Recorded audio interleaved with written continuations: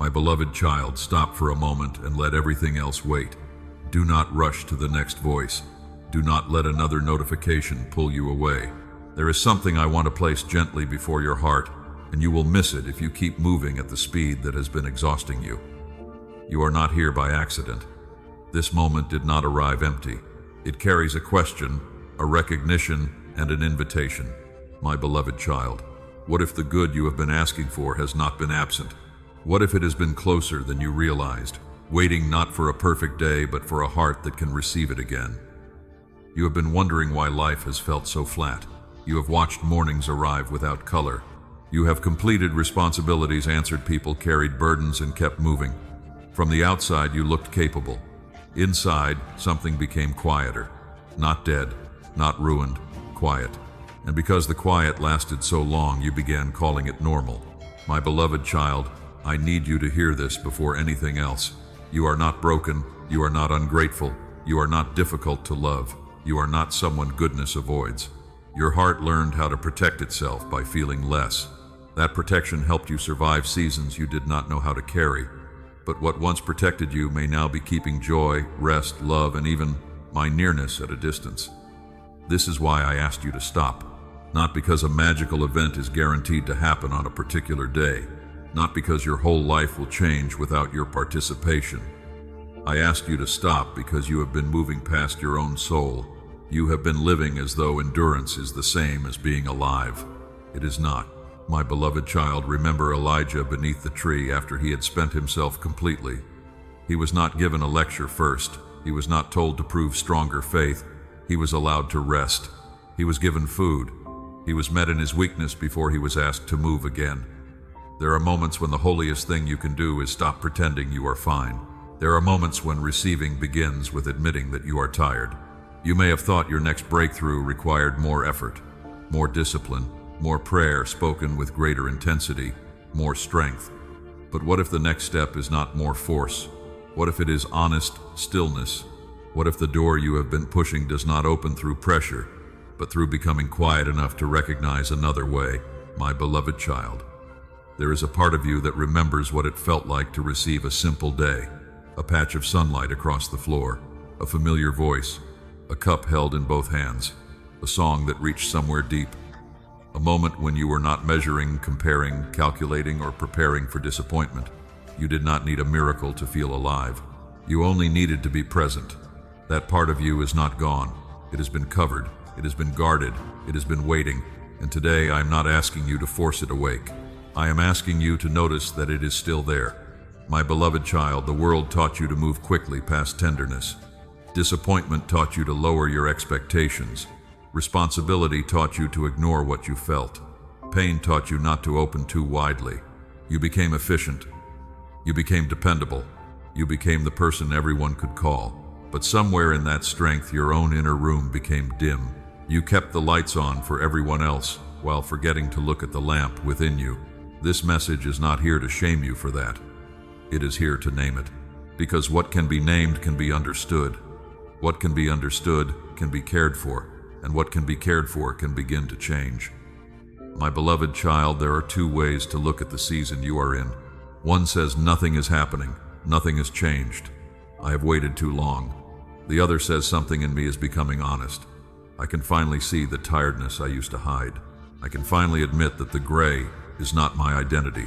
I can finally stop calling numbness peace. That recognition is not failure. It is the beginning of awakening. You may not feel ready. You may feel worn down, uncertain, or even skeptical. That does not disqualify you. Readiness does not always feel like confidence. Sometimes readiness looks like having no energy left to pretend. Sometimes it looks like one quiet sentence. I cannot keep living this way. Sometimes that sentence becomes the first open window in a room that has been closed for years. My beloved child, I am not promising that every unanswered prayer will suddenly take the shape you expected. I am not telling you that every closed relationship will return. I am not saying pain disappears because you listened to one message. I am telling you something steadier. You are allowed to begin receiving life again. You are allowed to notice goodness without fearing it will be taken. You are allowed to rest without earning it first. You are allowed to seek help. You are allowed to feel deeply without calling yourself weak. You are allowed to discover that my presence can meet you in ordinary places, in the kitchen, in the car, in the waiting room, in the quiet after everyone else has gone to sleep. My beloved child, hold this one truth as we continue. The good has not necessarily stopped coming. Your heart may simply have become too tired to hold it. That is not a sentence against you. It is an invitation to care for what has been carrying too much for too long. You do not need to solve everything tonight. Let these words become a place of rest. Let your breathing slow. Let your shoulders soften. Let the part of you that has been performing for everyone else sit down without explanation, apology, or fear for a moment. So stay here, not because you are being pressured. Stay because there is a part of your life that deserves to be understood before you rush back into noise. In the next part, I will speak directly to the quiet exhaustion. No one has seen the kind you have hidden so well that even you have sometimes forgotten how heavy it has become. My beloved child, I told you that there is a quiet exhaustion. No one has seen the kind you have hidden so carefully that even you have sometimes forgotten how heavy it has become. Let me speak to that place now. You know how to keep moving. You know how to answer when someone asks for help. You know how to sound calm when your thoughts are crowded. You know how to smile, complete the task, make the call, prepare the meal, and carry on as though nothing inside you is asking for rest. My beloved child, this exhaustion does not always arrive with tears. Sometimes it arrives as indifference. You stop looking forward to things you once enjoyed. You finish one responsibility and immediately feel the next one pressing against you. You wake up already thinking about what must be done. You go to bed tired, but your mind keeps walking through unfinished conversations and concerns you cannot control. You have become so practiced at functioning that people assume you are fine. They see the work completed and that you still show up. They do not see how often you sit in silence after everyone leaves. They do not see the moment your shoulders drop when you finally close the door. They do not hear the question you ask inside. How much longer can I keep carrying this? My beloved child, I hear that question. I do not judge you for asking it. You are not weak because the weight feels heavy. Weight is heavy even when a strong person carries it. You have spent too long measuring your pain by how well you can hide it. The fact that you continued loving others does not mean you had no need to be loved. The fact that you kept your responsibilities does not mean your heart was not becoming tired. Remember Moses when the battle continued and his arms could no longer remain raised. He was not accused of lacking faith because his strength reached a limit. Aaron and Hur stood beside him and held his arms up. The victory was not carried by one exhausted man pretending he needed no help.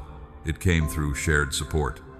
My beloved child, you were never meant to prove your devotion by collapsing in private. Some burdens require another pair of hands. There are seasons when prayer and practical support must walk together. You may need a trusted friend. You may need counseling. You may need medical care, better sleep, or a changed schedule. Receiving support does not make your faith smaller. It gives honesty somewhere to stand.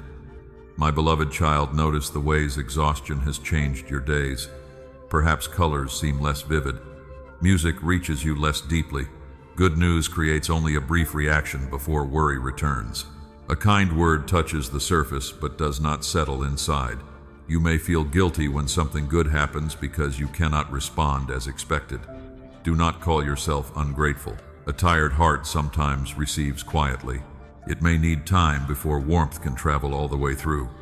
My beloved child, there is also the exhaustion of always being needed. People know you as dependable. They call because you answer and bring their problems because you listen. But being dependable can slowly become a prison when no one remembers that you are human too. You may have learned to say yes before checking whether you had anything left to give. You may fear that a boundary will disappoint people. You may believe your value is connected to how useful you remain. Listen carefully. You are valuable while helping and while resting. You are valuable when you have answers and when you admit you do not know. You remain valuable when you need to receive. My beloved child, some of your exhaustion comes from carrying emotions that were never given room to move. You swallowed anger to keep peace. You postponed grief because someone else needed you. You hid disappointment because you did not want to appear ungrateful. You pushed fear aside because there was work to finish. Those feelings did not disappear, they waited. Sometimes exhaustion is not only the result of doing too much, it is also the cost of feeling too little for too long. Your body remembers what your schedule ignored. Your heart remembers what your mouth never said. This is why rest is more than sleep. Sleep matters, but the soul also needs truth. It needs a place where sadness is allowed, anger can be examined, fear can be spoken, and disappointment can be admitted without being dismissed. My beloved child, you do not have to clean your emotions before bringing them to me. Come as you are, come tired, come confused, come without a polished prayer. Some nights all you may have is one sentence: I need help. That is enough to begin. My beloved child, do not mistake numbness for peace. Peace has warmth inside it. Peace can still notice beauty. Peace can rest without disappearing. Numbness feels empty. It keeps you functioning, but it does not let life reach you. You may have called the absence of conflict peace when it was actually the absence of feeling. There is no shame in recognizing this now. Recognition is not an accusation. It is a light being turned on. My beloved child, perhaps you are afraid that if you slow down, everything you have held back will rise at once. That fear makes sense. You do not need to open every hidden room today. Begin with one honest moment. Sit without a screen for a few minutes. Notice where tension lives in your body. Write one sentence about what has been hardest. Tell one safe person that you are more tired than you appear. Make one appointment you have postponed. Let healing begin at a pace your heart can carry. My beloved child, I am not asking you to abandon responsibility. I am asking you to stop abandoning yourself while fulfilling it. There is a difference. You can care for others without becoming invisible. You can work faithfully without treating exhaustion as a badge of honor. You can love your family without pretending you have no limits. You can serve without making suffering the price of belonging. My beloved child, the sameness of your days has convinced you that nothing is changing. But the fact that you can finally name the exhaustion is already movement. The fact that these words are reaching a place you usually protect is movement. The fact that you are considering rest, honesty, or help is movement. Change often begins quietly, long before anyone else can see it. So breathe slowly. Let your body hear what your mind has resisted. You are allowed to be tired. You are allowed to need care. You are allowed to stop performing strength every moment. And as you begin to recognize what the exhaustion has covered, another truth will become visible. The good has not stopped coming. In the next part, I will show you why goodness may have been nearer than you believed, even during the seasons that felt completely gray. My beloved child, I told you that as you begin to recognize what exhaustion has covered, another truth becomes visible. The good has not stopped coming. You may not believe that yet. Your days have felt too gray. Your prayers have seemed too quiet. Your efforts have often returned without the result you hoped for. Because of this, you began to assume that goodness had moved away from you. But there is a difference between goodness being absent and goodness being difficult to receive. Those two conditions can feel identical from the inside. My beloved child, think of a room with heavy curtains drawn across the windows. The sun can rise outside. Morning can fill the street. Warmth can touch the roof. Yet inside the room, everything still appears dim. The darkness does not prove that the sun failed to rise. It shows that something is standing between the light and the place meant to receive it. This is what long disappointment can do to the heart. It draws curtains slowly. One loss, one unanswered question, one promise that did not hold, one season when you gave everything and still felt overlooked. You did not close yourself all at once. You learned to expect less because expecting less seemed safer. My beloved child, I do not blame you for that. A heart that has been disappointed many times may stop reaching toward good news. It may hear kind words and wait for the hidden condition. It may receive an opportunity and immediately search for the reason it will disappear. It may enter a peaceful moment and begin preparing for the next problem. This is not proof that you are negative by nature. It is proof that you learn to survive uncertainty by staying ready for pain. But survival has a cost when it becomes a permanent way of seeing. You begin noticing every threat and overlooking every mercy. You remember what failed and forget what held. You can stand inside a moment of care and remain emotionally outside it. My beloved child, remember the servant of Elisha who woke and saw an army surrounding the city. From where he stood, danger was the only visible reality. Fear told him they were alone. But when his eyes were opened, he saw that help had already been present beyond what he could recognize. The support did not suddenly arrive in that moment. His awareness changed. My beloved child, I am not telling you that every difficult situation contains a hidden miracle that will remove all consequences. I am telling you that fear rarely gives you the complete picture. Exhaustion narrows vision. Pain teaches the mind to scan for danger. Grief makes absence easier to notice than presence. You may have been supported in ways that did not match the answer you requested. Perhaps the relationship was not restored, but someone gave you strength to leave what was harming you. Perhaps the door did not open, but the delay gave you time to learn what would later protect you. Perhaps the problem did not disappear, but help arrived through a doctor, counselor, friend, teacher, or unexpected conversation. Goodness is not always dramatic. Sometimes it appears as enough strength for one more honest step. Sometimes it is the wisdom to say no. Sometimes it is the courage to ask for help. Sometimes it is a meal brought to your door. Sometimes it is one clear thought after weeks of confusion. Sometimes it is the fact that you are still willing to listen even after disappointment taught you to close. My beloved child, you have often measured goodness only by whether the largest prayer was answered in the form you imagined. When that did not happen, smaller mercies seemed unimportant. But small mercies are not meaningless. A lamp does not need to become the sun to guide you through a dark room. One safe person can matter. 1 hour of rest can matter. One truthful decision can matter. One moment of peace can matter. These things may not solve the whole story, but they can keep the story from ending where fear expected. My beloved child, look back carefully without forcing gratitude. Do not rewrite painful seasons as beautiful. Do not call harm a blessing.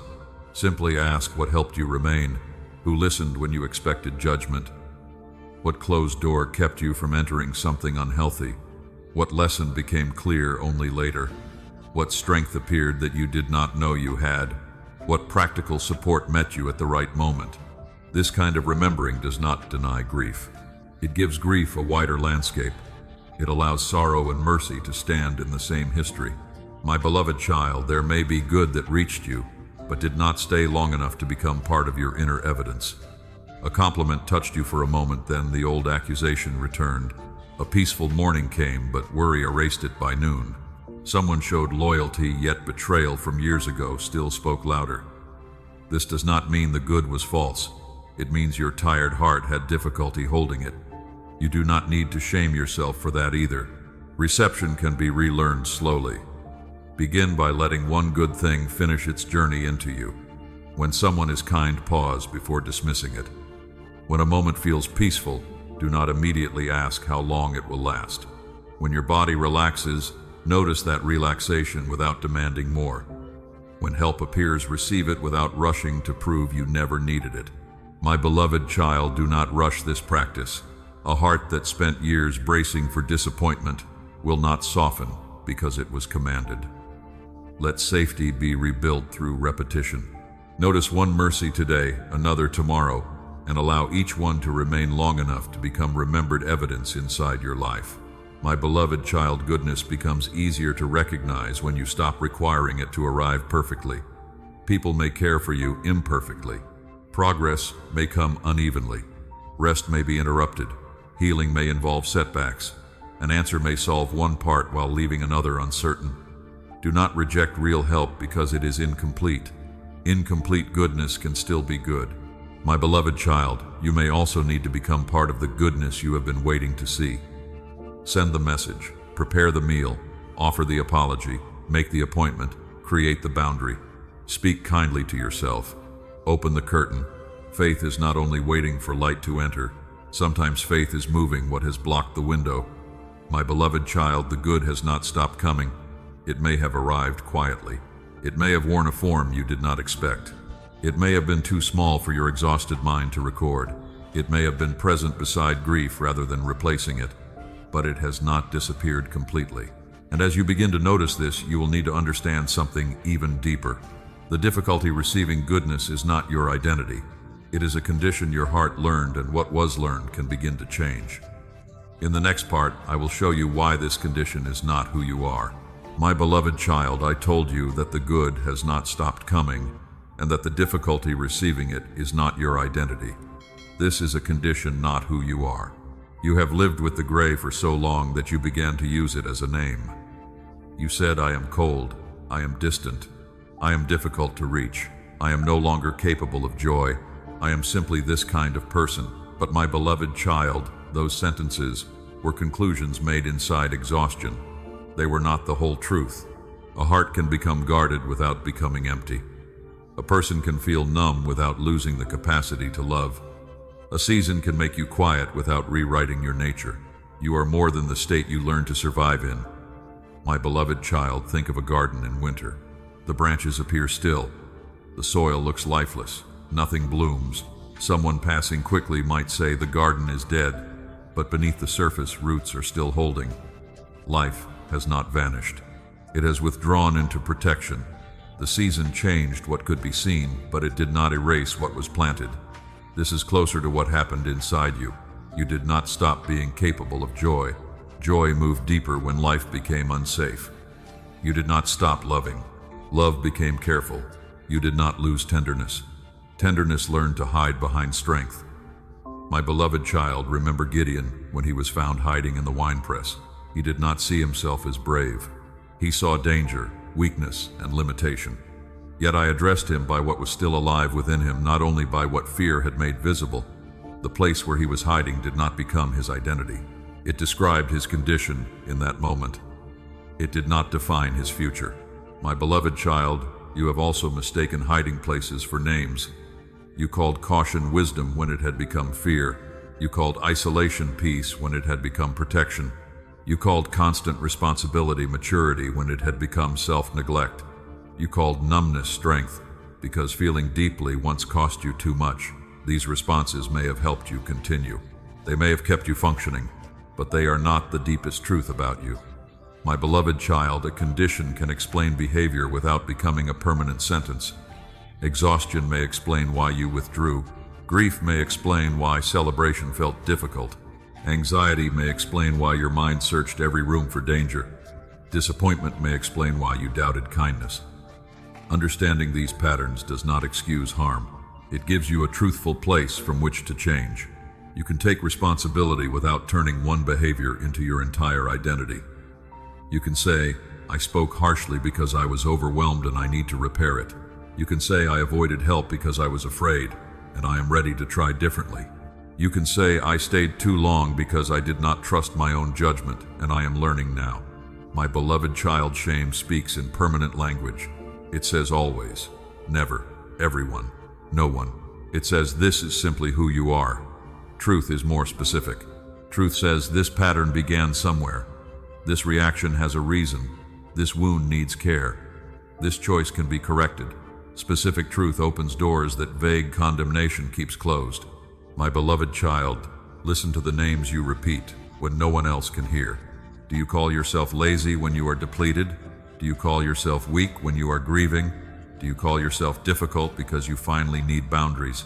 Do you call yourself unlovable because one person failed to love you well? Do you call yourself faithless because prayer feels quiet? These names may sound familiar, but familiarity does not make them accurate. My beloved child, you need language that tells the truth without destroying dignity. Instead of saying I am broken, say I am hurting. Instead of saying I am incapable of love, say I am learning to feel safe again. Instead of saying I have no faith, say I am carrying questions. Instead of saying I ruin everything, say I made a choice that needs repair. The words may seem small, but they move the problem from identity into a place where care, wisdom, and action can reach it. My beloved child, this does not mean you should deny serious struggles. If numbness has lasted a long time, if daily life feels impossible, if sleep, appetite, concentration, or relationships have changed deeply, seek support. Speak with a qualified professional. Let medical care, counseling, rest, community, and prayer stand beside one another. Needing help does not prove that your spirit is weak. It proves that you are human and worthy of care. My beloved child, some conditions need patience. You may understand the truth today and still feel gray tomorrow. That does not mean the truth failed. A window closed for years does not open fully with one touch. Hinges may need care. The room may need time to adjust to light. Your heart may need repeated experiences of safety before it stops bracing. Do not insult slow healing. Slow does not mean false. My beloved child, notice what remains alive in you, even now. You still care when someone is hurting. You still hope enough to listen. You still recognize kindness when it appears, even if it takes time to reach you. You still want peace. You still want truth. You still want to become more present, more loving, and more free. These desires are evidence. They show that the deeper you has not disappeared. My beloved child, let yourself separate the person from the pattern. You are not the closed door. You are the one learning when it is safe to open. You are not the heavy mourning. You are the one moving through it. You are not the fearful thought. You are the one who can notice it and choose what comes next. You are not the old defense. You are the life beneath it. My beloved child, what was learned can be relearned. What became guarded can become discerning without remaining closed. What became numb can begin to feel again without being overwhelmed. What became suspicious can become wise without rejecting every kindness. Healing does not return you to naivety. It gives you a stronger tenderness, one joined with boundaries, truth, and self-respect. My beloved child, stop introducing yourself to your own heart through your wounds. Do not begin with what happened to you. Begin with what remains true. You are capable of learning. You are worthy of dignity. You are allowed to receive care. You are still able to love. You are still being formed. You are not finished. This is a condition, not your identity. Your truest self is still present beneath every protective layer. And as you begin to release the labels that exhaustion placed upon you, another source of pain will become clear. You have been measuring your life by a clock that only counts how long you have waited. In the next part, I will show you why you have been reading the wrong clock. My beloved child, I told you that as you release the labels exhaustion placed upon you, another source of pain becomes clear. You have been reading the wrong clock. You have measured your life by birthdays, deadlines, and seasons that passed without the answer you wanted. You counted how long you waited, how many people moved ahead, how many times you began again. Then you looked at those numbers and decided you were late. My beloved child, the clock on the wall can tell you how much time has passed. It cannot tell you what has been forming inside you. It cannot measure courage. It cannot show the strength built in hidden seasons. It cannot explain why one door remained closed while another part of you was becoming ready to walk through a better one. There is ordinary time, the time everyone can see. It moves through mornings, months, years, and changing calendars. It measures duration. It asks, how long has this taken? How old are you now? How much farther should you have gone? This clock is real, but it is incomplete. My beloved child, there is another kind of time. It does not only ask how long, it asks whether the person, the opportunity, and the moment have begun to meet. It is the time of readiness. It is the moment when what has been forming beneath the surface becomes strong enough to be carried into the open. My beloved child, remember David. He was anointed long before he sat on the throne. Between the oil and the crown came ordinary days, danger, misunderstanding, and waiting. If he had measured his life only by the first clock, he might have called those years wasted. But the hidden years trained his hands, deepened his courage, and exposed what success would later demand from him. The promise was not absent. The person who could carry it was still being formed. My beloved child, this does not mean every delay is sacred or every closed door comes directly from me. Some delays come from human choices. Some come from illness, limited resources, fear, or circumstances needing action. Some delays should be challenged. Some situations require help, treatment, planning, or change. But even then, the passing of time does not automatically mean your life is empty. You have been learning things the calendar cannot display. Perhaps you learned not to confuse attention with love. Perhaps you learned that rest is not laziness. Perhaps you learned to recognize manipulation sooner. Perhaps you learned how to say no without explaining every detail. Perhaps you learned that one honest friend can matter more than a room full of approval. These lessons rarely arrive with applause, yet they change the kind of future you are able to build. My beloved child, you have compared your chapter with someone else's visible result. You saw their marriage, promotion, healing opportunity, or confidence. You did not see the years behind it. You did not see their hidden cost. Comparison places two incomplete stories beside each other. and pretends the difference is proof. It is not. My beloved child, your life is not a race against another person's calendar. A tree near water does not accuse a mountain tree for growing slowly. Different soil asks for different roots. Different storms require different strength. Speed is not the only evidence of progress. Sometimes quick growth is fragile. Sometimes slow growth becomes difficult to uproot. My beloved child, you may ask, how do I know whether I am waiting wisely or simply standing still? Look at what the waiting is producing. Are you becoming more honest, more discerning, more willing to ask for help, able to protect your peace? Are you taking the next responsible step available to you? Wise waiting is active. It learns, prepares, heals, and adjusts. Avoidance hides behind the language of timing while refusing what is already clear. My beloved child, do not use appointed time as an excuse to remain passive. Send the application. Make the appointment. Learn the skill. Leave what is unsafe. Rest where exhaustion has made clear thinking difficult. Trust does not require you to ignore practical steps. The second clock does not cancel responsibility. It gives responsibility a deeper purpose. My beloved child, there are also moments when you have done what you can and the result remains outside your control. This is where the first clock becomes cruel. It turns each passing day into an accusation. It says, nothing is happening. It says, you missed your chance.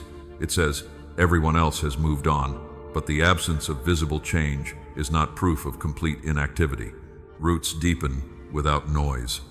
Hidden growth is still real, my child. A wound does not announce each stage of repair. A wiser mind may be forming before a new decision appears. My beloved child, you have sometimes mistaken discomfort for delay. You believe that if the timing were right, you would feel certain. But readiness does not always feel calm. Sometimes it feels like the old way no longer fits. Sometimes it feels like restlessness. Sometimes it feels like admitting that what once helped you survive can no longer lead you forward. The discomfort may not mean you are lost. It may mean your life is becoming too honest for the old pattern. My beloved child, do not demand a complete map before taking one step. Appointed moments often become clear while you are moving, not while you are waiting for perfect certainty. Ruth did not know the whole future when she chose loyalty and walked into unfamiliar land. She only knew the next faithful decision. The larger story unfolded through ordinary choices. Your next step may also look small. Small does not mean meaningless. My beloved child, release the sentence, I should be farther by now. Ask instead, what is becoming possible in me now that was not possible before? Maybe you can recognize a healthy relationship. Maybe you can tolerate silence without chasing. Maybe you can receive correction without collapsing. Maybe you can begin again without calling the past a permanent verdict. This is progress. The first clock does not know how to count. My beloved child, you have been reading the wrong clock. The ordinary clock told you how long you waited. It did not tell you how deeply you changed. It told you the door remained closed. It did not tell you what you were being protected from or prepared to carry. It told you another year passed. It did not tell you that your eyes became clearer. Let the calendar inform you, but do not let it condemn you. Let time teach you, but do not let it name you. Do what belongs to today. Release what cannot be forced. Pay attention to what is becoming honest, strong, and ready within you. And as you begin to trust the deeper work that ordinary time cannot measure, you will be ready to hear the truth your tired heart has resisted for years. You are not late. You are arriving. In the next part, I will show you why your long waiting does not mean you have missed the moment meant for you. My beloved child, I told you that when you stop letting the ordinary clock condemn you, another truth becomes possible to receive. You are not late. You are arriving. You have watched years pass. You have seen other people step into rooms you were still waiting to enter. You have wondered whether the door meant for you opened while you were looking the other way. But my beloved child, a long road is not proof that you missed the destination. Sometimes the road is long because your heart needed time to become strong enough to carry what once would have overwhelmed you. Sometimes the delay was about capacity, not worth. My beloved child, think of a traveler walking toward a mountain pass. From the valley, the path seems to disappear. There are bends that look like endings. There are stretches where the summit cannot be seen. The traveler may believe he has lost the way when in truth, the road is still carrying him upward. Your life has contained many bends like that. A closed door, a relationship ending, a plan failing, a season of silence. You called them interruptions. Some of them may have been redirections. My beloved child, remember Abraham and Sarah. They carried a promise through years that made the promise feel unreasonable. The waiting tested them. They became impatient. They tried to force what had not yet come. Their story does not teach that waiting is easy, or that every desire will unfold exactly as hoped. It teaches that human timing and divine purpose do not always move at the same speed. My beloved child, you have sometimes tried to force your arrival because you were afraid there would be nothing left for you. You accepted less than you needed. You chased people who had already shown they could not meet you with honesty. You rushed decisions because stillness felt like failure. You held on to opportunities that drained you because you feared no other door would come. This is what feeling late can make a person do. It turns urgency into a false guide, but urgency is not always wisdom. My beloved child, arriving is not the same as receiving everything at once. It may begin with seeing clearly. It may begin with one honest no, one healthy boundary, one application, one apology, one decision to stop returning to what keeps wounding you. The appointed moment may not look dramatic. It may look like the first choice you make without betraying yourself. My beloved child, you are arriving when the old life no longer fits. You are arriving when what once distracted you no longer comforts you. You are arriving when you cannot keep pretending that exhaustion is peace. You are arriving when you begin to desire truth more than approval. They may make you think everything is falling apart, but sometimes what feels like collapse is actually separation from a pattern that has finished its work. My beloved child, do not confuse emptiness with failure. A field looks empty after harvest. A room looks empty after clutter is removed. Hands feel empty after releasing what they were never meant to carry. Emptiness can be frightening because it creates space.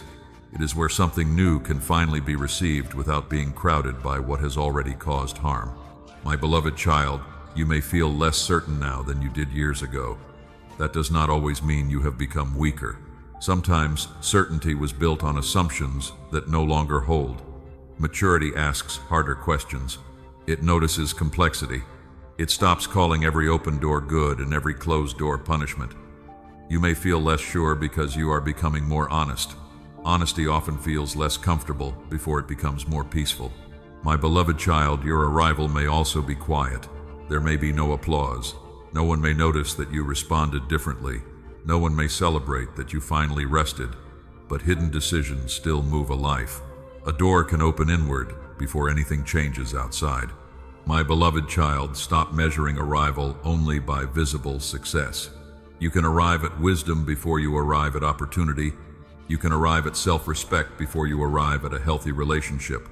You can arrive at peace before your circumstances become easy. You can arrive at truth before the answer becomes clear. My beloved child, you may ask how to know whether this is really a new season. Look for evidence that your response is changing. Do you recover more quickly after disappointment?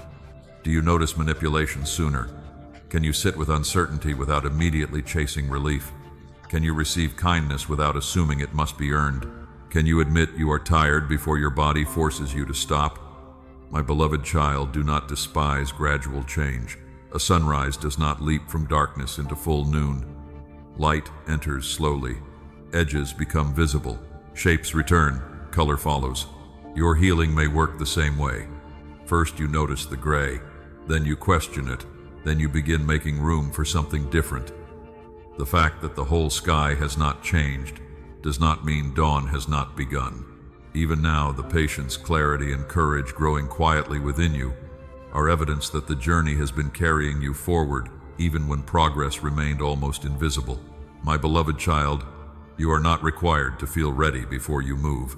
Courage often appears after the first step, not before it. You may still feel afraid, doubtful, or grieved. Readiness is not the absence of these feelings. It is the willingness to act with truth while they are present. My beloved child, remember that arriving does not mean every dream is guaranteed. Some doors may remain closed, some losses may not be restored, some answers may come differently from what you asked. But your life is not over because the original picture changed. A new future can still be meaningful, loving, useful, and whole. You are not late for the life that can still be built from where you stand. My beloved child, release the fear that time has disqualified you. Age does not erase purpose. A difficult past does not erase the ability to grow. A delayed beginning does not make the journey less real. You are allowed to begin again with more wisdom than you had before. You are allowed to take a slower road. You are allowed to arrive differently. My beloved child, you are not late. You are arriving, not at a perfect life, not at a world without uncertainty. You are arriving at greater honesty, deeper discernment, healthier limits, a heart that is learning to receive, a life no longer ruled entirely by fear. Take the next true step. Release the need to see the whole road. Let the old clock count days if it must. You are learning to recognize another kind of movement. And as you begin to understand that you are arriving rather than failing, you will be ready to look with compassion at the reason your heart learned to close in the first place. In the next part, I will show you how your heart learned to protect you by feeling less. My beloved child, I told you that as you begin to understand you are arriving rather than failing, you become ready to look with compassion at the reason your heart learned to close in the first place. Your heart learned to protect you by feeling less. This did not happen because you were weak. It happened because something hurt deeply and your heart needed a way to continue. Perhaps love was offered and then withdrawn. Perhaps trust was given and then broken. Perhaps you learned that showing emotion brought criticism instead of comfort. Perhaps you were told to be strong when what you really needed was to be held. My beloved child, the heart is careful when pain becomes too large. It begins making quiet decisions. Do not hope too much. Do not need too much. Do not celebrate too early. Do not let anyone see how deeply this matters. These decisions may not have been spoken aloud, but they shaped the way you learned to move through life. My beloved child, remember the young Joseph after he was taken from everything familiar. He carried dreams, but he also carried betrayal. He learned to survive in places where trust could not be given carelessly. His story did not move forward because he felt no pain. It moved forward because pain did not become the only truth about him. You also learned to survive. You became observant. You learned to read rooms quickly. You noticed changes in tone. You recognized distance before others named it. You prepared for disappointment so it could not surprise you. These skills protected you. They may have helped you avoid danger, endure instability, or keep functioning when no one else understood what you were carrying. My beloved child, do not despise the part of you that learned these things. That part was trying to help. It did not know how to heal the wound. It only knew how to reduce the feeling. So it lowered expectation. It guarded tenderness. It kept your inner door partly closed. It said, if I feel less, perhaps losing will hurt less. For a time, that strategy may have worked. You cried less. You asked for less. You stopped waiting for people to notice. You became more independent. You learned how to leave the room without explaining what had happened inside you. Others may have praised your strength, but sometimes what they called strength was pain becoming quiet. My beloved child, silence can look peaceful, while fear is still awake beneath it. Self-control can look mature, while the heart is simply afraid to need anything. Independence can look powerful, while loneliness grows unseen. This does not mean every strong habit is unhealthy. It means you must ask what the habit is protecting and whether that protection is still necessary. My beloved child, what protected you in one season can confine you in another. A locked door can keep danger out. It can also keep safe love from entering. A wall can protect a wounded place. It can also prevent that place from receiving light, air, and care. Healing is not about tearing every wall down at once. It is about learning which walls are still needed and where a window can safely open. My beloved child, you may notice that feeling less has affected more than pain. When the heart lowers sorrow, it often lowers joy too. When it blocks disappointment, it may also block surprise. When it refuses to trust, it may struggle to receive love. The system does not always know how to mute only one emotion. It often turns down the whole room. This is why good moments may have felt distant. You were not ungrateful. Your heart was operating under an old instruction. Stay guarded. Do not receive too much. Do not relax yet. Something may be taken again. My beloved child, the instruction made sense when it began, but you are not living in every old moment now. Some dangers have passed. Some relationships have changed. You have more wisdom. You have more language. You may have access to support you did not have before. The heart needs help recognizing that the present is not always the past repeating itself. My beloved child, this recognition takes time. Do not command yourself to feel safe. Safety grows through evidence. A person respects your boundary. A friend keeps confidence. A counselor listens without judgment. A doctor takes your symptoms seriously. You rest and discover that the world does not collapse. Each experience becomes a small message. You are not trapped in the same place anymore. My beloved child, you can help your heart update its understanding.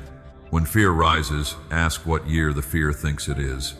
Ask whether the danger is present or remembered. Ask what is true now. You may still choose caution. You may still keep distance. But let the choice come from current wisdom, not only from old pain. My beloved child, learning to feel again does not mean becoming exposed to everyone. You do not owe vulnerability to people who have not shown care. You do not need to reopen relationships that remain harmful. You do not need to share your deepest story simply because someone asks. Discernment is part of healing. A softened heart can still have strong boundaries. Tenderness and wisdom can stand together. My beloved child, begin with safe feelings. Notice warmth from sunlight. Notice relief after finishing a task. Notice affection when someone speaks gently. Notice sadness without immediately pushing it away. Give each feeling a little space. You do not need to analyze everything. Simply let your body learn that emotion can rise and fall without destroying you. My beloved child, if feelings become overwhelming, seek support. Deep wounds may need professional care. There is no shame in learning regulation, naming triggers, or receiving treatment. Prayer can walk beside counseling. Faith can walk beside medicine. Spiritual care and practical care do not compete. They can help the whole person heal. My beloved child, forgive yourself for the years you felt less. You were not wasting your life on purpose. You were surviving with the tools available to you. The guarded heart was not your enemy. It was a tired protector that never received permission to truly, fully rest. Now you can speak to it with kindness. You can say, "Thank you for helping me survive." You can also say, "I am learning a safer way to live now." My beloved child, your heart learned to protect you by feeling less. Now it can learn that protection does not always require numbness. It can learn boundaries without isolation, caution without suspicion, strength without hardness, rest without guilt, love without losing itself. This learning will not happen through pressure. It will happen through truth repeated gently, safe experiences received slowly, and support welcomed honestly. And as you begin to understand why your heart responded this way, another question will become clear. Why did the changes you tried before feel hopeful for a few days only to fade and leave you blaming yourself again? In the next part, I will show you why your previous fresh starts did not last. My beloved child, I told you that as you begin to understand why your heart learned to feel less, another question becomes unavoidable. Why did your previous fresh starts not last? You tried. You really did repeatedly before. You began new routines. You wrote down grateful thoughts. You promised yourself that this time would be different. For a few days, something lifted. The mornings felt lighter. Your thoughts seemed clearer. You believed the old heaviness had finally loosened. Then slowly the familiar gray returned. My beloved child, when that happened, you blamed yourself. You said you lacked discipline. You said your faith was weak. You said you never finish what you begin. Every faded fresh start became another piece of evidence in the case against you. But the failure was not as simple as you believed. Many of the changes you tried reached the surface of your life while the deeper wound remained untouched. You changed the schedule, but not the fear beneath the schedule. You changed the words, but not the memory beneath the words. You changed the morning, but not the pressure that followed you into every evening. My beloved child, imagine painting a wall while water continues leaking behind it. For a while, the surface looks clean, the color is fresh, the room feels different. But if the leak is not found, the stain returns. This does not mean the paint was useless. It means the deeper source also needed attention.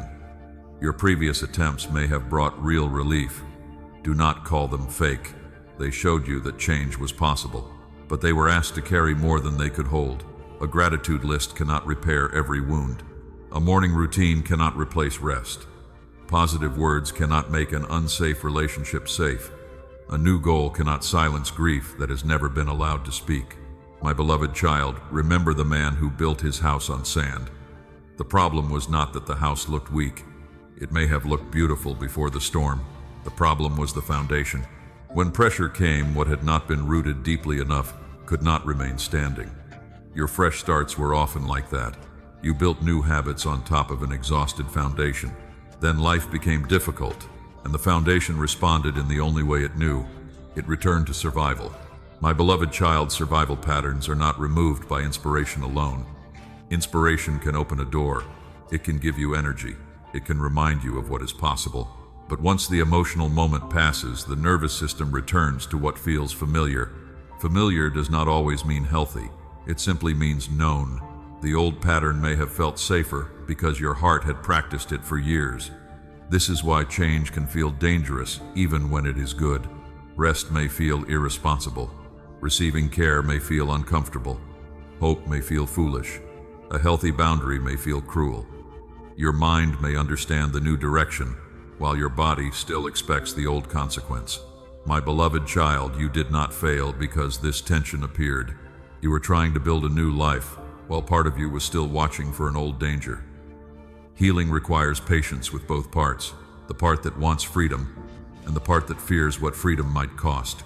Do not force them into agreement overnight. Let truth become familiar through repetition. Let safe experiences become evidence. Let small choices teach your heart that a different way of living can continue. My beloved child, you may also have tried to change too much at once. You created a perfect schedule. You removed every comfort. You demanded constant discipline. For a short time, pressure carried you. Then exhaustion returned, and the whole structure collapsed. This did not prove that you were incapable. It proved that the plan did not honor your actual capacity. Sustainable change leaves room for being human. It includes rest. It expects difficult days. It allows adjustment. It does not treat one misstep as the end of the journey. My beloved child, the way you spoke to yourself after a setback also mattered. You missed one morning and called the whole practice ruined. You reacted from fear and said nothing had changed. You had one heavy week and decided you were back at the beginning. Shame turned a temporary interruption into a permanent verdict. But a setback is information. It can show you where support is missing, where the plan is too rigid, where an old wound was activated, where more rest is needed. My beloved child, growth is not proven by never struggling again. Sometimes growth is noticing the struggle sooner. Sometimes it is recovering more gently. Sometimes it is asking for help before everything falls apart. Sometimes it is returning without punishing yourself. You may have changed more than you realized because you were only looking for perfection. My beloved child, another reason fresh starts faded is that you tried to do them alone. You kept your goals private because you feared being judged. You carried the hard days silently. You wanted to prove that if you were strong enough, you could transform without needing anyone. But deep change often needs witness support and accountability. A trusted friend can remind you of truth when your mind becomes tired. A counselor can help you recognize patterns you cannot see from inside them. A doctor can help where physical health is affecting emotional strength. Community does not weaken transformation, it gives transformation roots. My beloved child, do not turn prayer into pressure either. You may have prayed with intensity and then felt ashamed when the feeling faded. But prayer is not a performance that must create immediate emotion. It is relationship. Some days it feels warm. Other days it feels quiet. The value of prayer is not measured only by what you feel during it. Let prayer become a place of honesty rather than another test you must pass. My beloved child, build differently this time. Choose one small practice you can carry even on a difficult day. Let it be simple. A few minutes of stillness. One honest sentence in a journal. One walk, one boundary, one message asking for support. Do not despise what is small enough to repeat. Repetition creates safety. Safety allows the heart to soften. Softening allows deeper change to remain. My beloved child, your previous fresh starts did not fail because you were hopeless. They faded because surface change was trying to carry a deeper wound. They faded because the plan demanded perfection. They faded because shame made every interruption final. They faded because you were trying to heal without enough support. Now you know more. You can begin with compassion. You can care for the foundation. You can choose rhythms that respect your limits. You can return after setbacks without calling yourself a failure. And as you begin again in a wiser way, you will notice one old reaction trying to pull you back. It is the reflex that becomes afraid whenever hope begins to rise. In the next part, I will show you how to recognize the flinch that pushes hope away. My beloved child, I told you that as you begin again with more wisdom, one old reaction may try to pull you backward. Recognize the flinch that pushes hope away. You know this reaction. Something good begins to happen, and before joy can settle, another thought arrives. Do not trust it. Do not get excited. Do not believe this will last. You remember what happened when hope fell before, so your heart reaches for the brake before the road becomes dangerous. My beloved child, this reaction had a reason. It was formed by disappointment. You opened before and were hurt. You trusted before and were let down. You celebrated before and watched the good thing disappear. After enough loss, the heart begins to believe that hope itself is the danger. It says, if I do not expect much, I cannot be crushed. If I do not receive deeply, I cannot lose deeply. If I stay guarded, I will remain safe. For a time, that strategy protected you from surprise, but it also taught you to step away before goodness could reach you. My beloved child, remember Thomas after the resurrection. He had seen loss. He had watched hope seem to collapse. When others told him that Jesus was alive, he could not simply receive their words. He needed evidence. He needed to see. He needed something stronger than excitement. Thomas was not rejected for this. His fear was met with patience. My beloved child, you also may need patience as trust returns. You do not have to force certainty. You do not have to pretend that every good sign will become a permanent answer. You can remain careful without closing. You can say, this may be good, and I will let time reveal it. You can receive a peaceful moment without demanding a peaceful year. You can welcome kindness without deciding immediately what it must become. The flinch speaks in absolutes. It says, this always ends badly. People always leave. Good things never last. Hope always makes you foolish. But pain uses the word always when it really means, this happened before and I'm afraid it will happen again. My beloved child, learn to separate memory from prophecy. A memory tells you what occurred. Fear turns that memory into a prediction. Wisdom listens to the memory, then looks at what is actually happening now. Are the circumstances the same? Is the person behaving the same way? Are your boundaries stronger? Do you have more support? Can you leave if the situation becomes unhealthy? You are not the same person standing in the same place with the same tools. My beloved child, the flinch may appear in small moments. Someone compliments you, and you make a joke to avoid receiving it.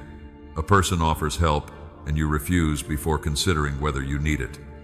A quiet morning comes and you fill it with worry because peace feels unfamiliar. An opportunity appears, and you imagine every way it could fail before asking whether it might be worth exploring. You may call this realism. Sometimes they are fear wearing the clothes of wisdom. Real wisdom does not require you to become numb. Real wisdom keeps your eyes open while allowing your heart to remain alive. It asks questions. It watches patterns. It respects boundaries. But it does not reject every good thing simply because no good thing comes with a guarantee. My beloved child, life cannot offer complete protection from disappointment. Even healthy relationships contain misunderstandings. Good plans may change. Strong bodies become tired. Opportunities may end. The answer is not to stop caring.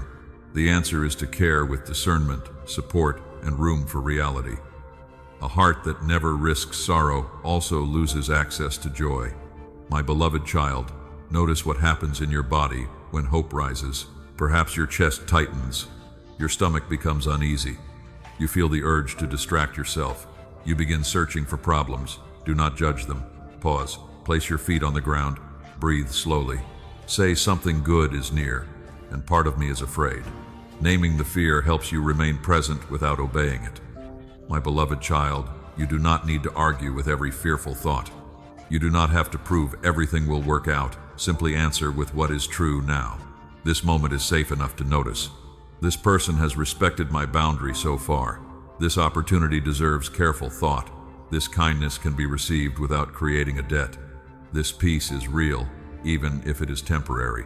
Temporary goodness is still goodness. My beloved child, one reason you push hope away is that you believe disappointment would mean you were foolish. But trusting wisely is not foolishness. Receiving joy is not foolishness. Being grateful for something that later changes does not make the earlier moment false. A season can be meaningful without lasting forever. A relationship can teach you something without becoming permanent. A door can help you grow even if it is not the final destination. Do not let impermanence erase value. My beloved child, there may also be people who trained you to distrust your joy. They mocked what mattered to you. They warned you not to become too excited. They used disappointment to say, "I told you so." Over time, you learned to hide your hope before anyone could embarrass you for it. But your joy does not need permission from voices that never knew how to protect tenderness. Share your hope with people who can hold it carefully. Not everyone deserves access to what is becoming strong. My beloved child, when the flinch appears, do not treat it as an enemy. It is another tired protector. It learned to move quickly because the old pain arrived quickly. Thank it for trying to help, then remind it that you have more choices now. Move slowly. You can ask questions. You can set limits. You can leave if trust is broken. You can ask for support if disappointment comes. You no longer need to reject hope in order to survive it. My beloved child, begin with small acts of receiving. Let one kind word remain without contradiction. Let one peaceful hour be peaceful. Let one success matter before moving to the next task. Let one person show consistency without creating a test they cannot understand.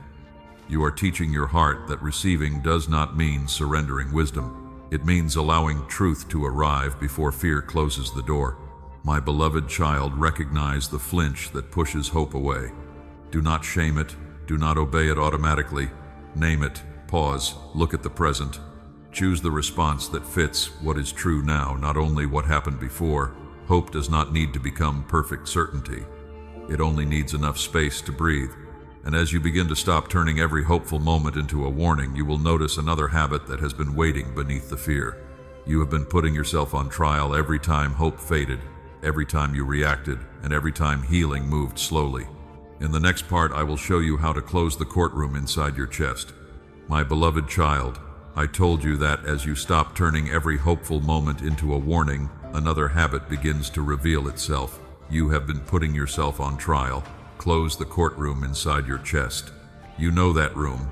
It opens whenever you make a mistake. It opens when healing takes longer than you expected. It opens when you react from fear, lose patience, miss a good opportunity, or return to an old pattern. The judge inside you speaks quickly. You should have known better. You should be stronger by now. You always ruin what is good. You never really change. My beloved child, that courtroom does not examine the whole truth. It gathers only the evidence against you. It remembers the harsh word and forgets the apology. It remembers the setback and ignores the months of progress. It remembers the day you fell and erases every day you stood again. This is not justice. It is condemnation wearing the clothing of honesty. My beloved child, real honesty is specific. Condemnation is absolute. Honesty says I made a harmful choice. Condemnation says I am harmful. Honesty says I avoided something because I was afraid. Condemnation says I am a coward. Honesty says I need help. Condemnation says I am a burden. One opens a path toward change. The other locks the door and throws away the key. My beloved child, remember the woman who was brought before Jesus while voices around her demanded judgment. They reduced her to one moment. They wanted a verdict more than truth. But Jesus did not join their cruelty. He did not pretend choices had no consequence. He created space where dignity and responsibility could stand together. My beloved child, this is how I want you to face yourself. Do not excuse what needs repair. Do not deny what caused harm. But do not reduce your whole life to your worst moment. You are not only the mistake, you are also the person capable of confession, learning, repair, and change. You are not only the wound, you are also the one who can seek healing. You are not only the fear, you are also the one who can choose courage while fear is still present. My beloved child, the courtroom inside you may have been built from voices you heard long ago. A parent who noticed failure more than effort. a teacher who embarrassed you, a partner who used your weakness against you, a religious voice that confused shame with holiness. Those voices may still echo, but an echo is not authority. Familiar does not mean true. My beloved child, ask who appointed the judge inside you, who decided that one mistake cancels every good thing, who decided that needing support means you are weak, who decided that healing must happen quickly to be real. Many of the rules in that courtroom were written by pain, not wisdom. You are allowed to question them. My beloved child, responsibility does not require self-hatred. In fact, self-hatred often makes responsibility harder. When admitting a mistake feels like proving you are worthless, you will be tempted to defend, hide blame, or disappear. But when your dignity remains intact, you can look clearly at what happened. You can say, I was wrong. You can apologize. You can repair what is possible. You can learn what must change. This is maturity. My beloved child, there is a difference between conviction and condemnation. Conviction points to something specific and says, this needs attention. Condemnation points at your whole identity and says, you are beyond hope. Conviction may be uncomfortable, but it leads toward repair. Condemnation leaves you ashamed, hidden, and unable to move. Learn to recognize which voice is speaking. My beloved child, when the courtroom opens, pause before accepting the verdict. Ask for evidence that tells the whole story. What did I do well? What was I carrying? What have I learned? Where did I ask for help? How did I respond differently than before? What repair is still needed? A truthful review includes both responsibility and progress. My beloved child, your slow healing is not a crime. You may understand a pattern and still repeat it. You may forgive and still feel pain. You may experience peace and then wake with anxiety. This does not mean nothing changed. Healing often moves in circles that rise gradually. You return to similar places with more awareness, more language, and more choice. My beloved child, stop using every difficult day as proof that the whole journey has failed. A storm does not erase the road already traveled. One anxious morning does not cancel weeks of courage. One setback does not send you back to the beginning. You are allowed to continue from where you are. My beloved child, speak to yourself as you would speak to someone you deeply love, not with empty excuses, not with false praise, with truth and mercy. Say, that choice hurt someone, and I can repair what I can. Say, I'm exhausted, and I need rest before making another decision. Say, I reacted from an old wound, and I want to respond differently next time. It makes accountability sustainable. My beloved child, close the courtroom by ending the endless trial. You do not need to revisit the same evidence every night. If responsibility is clear, take the next step. If an apology is needed, offer it. If support is needed, seek it.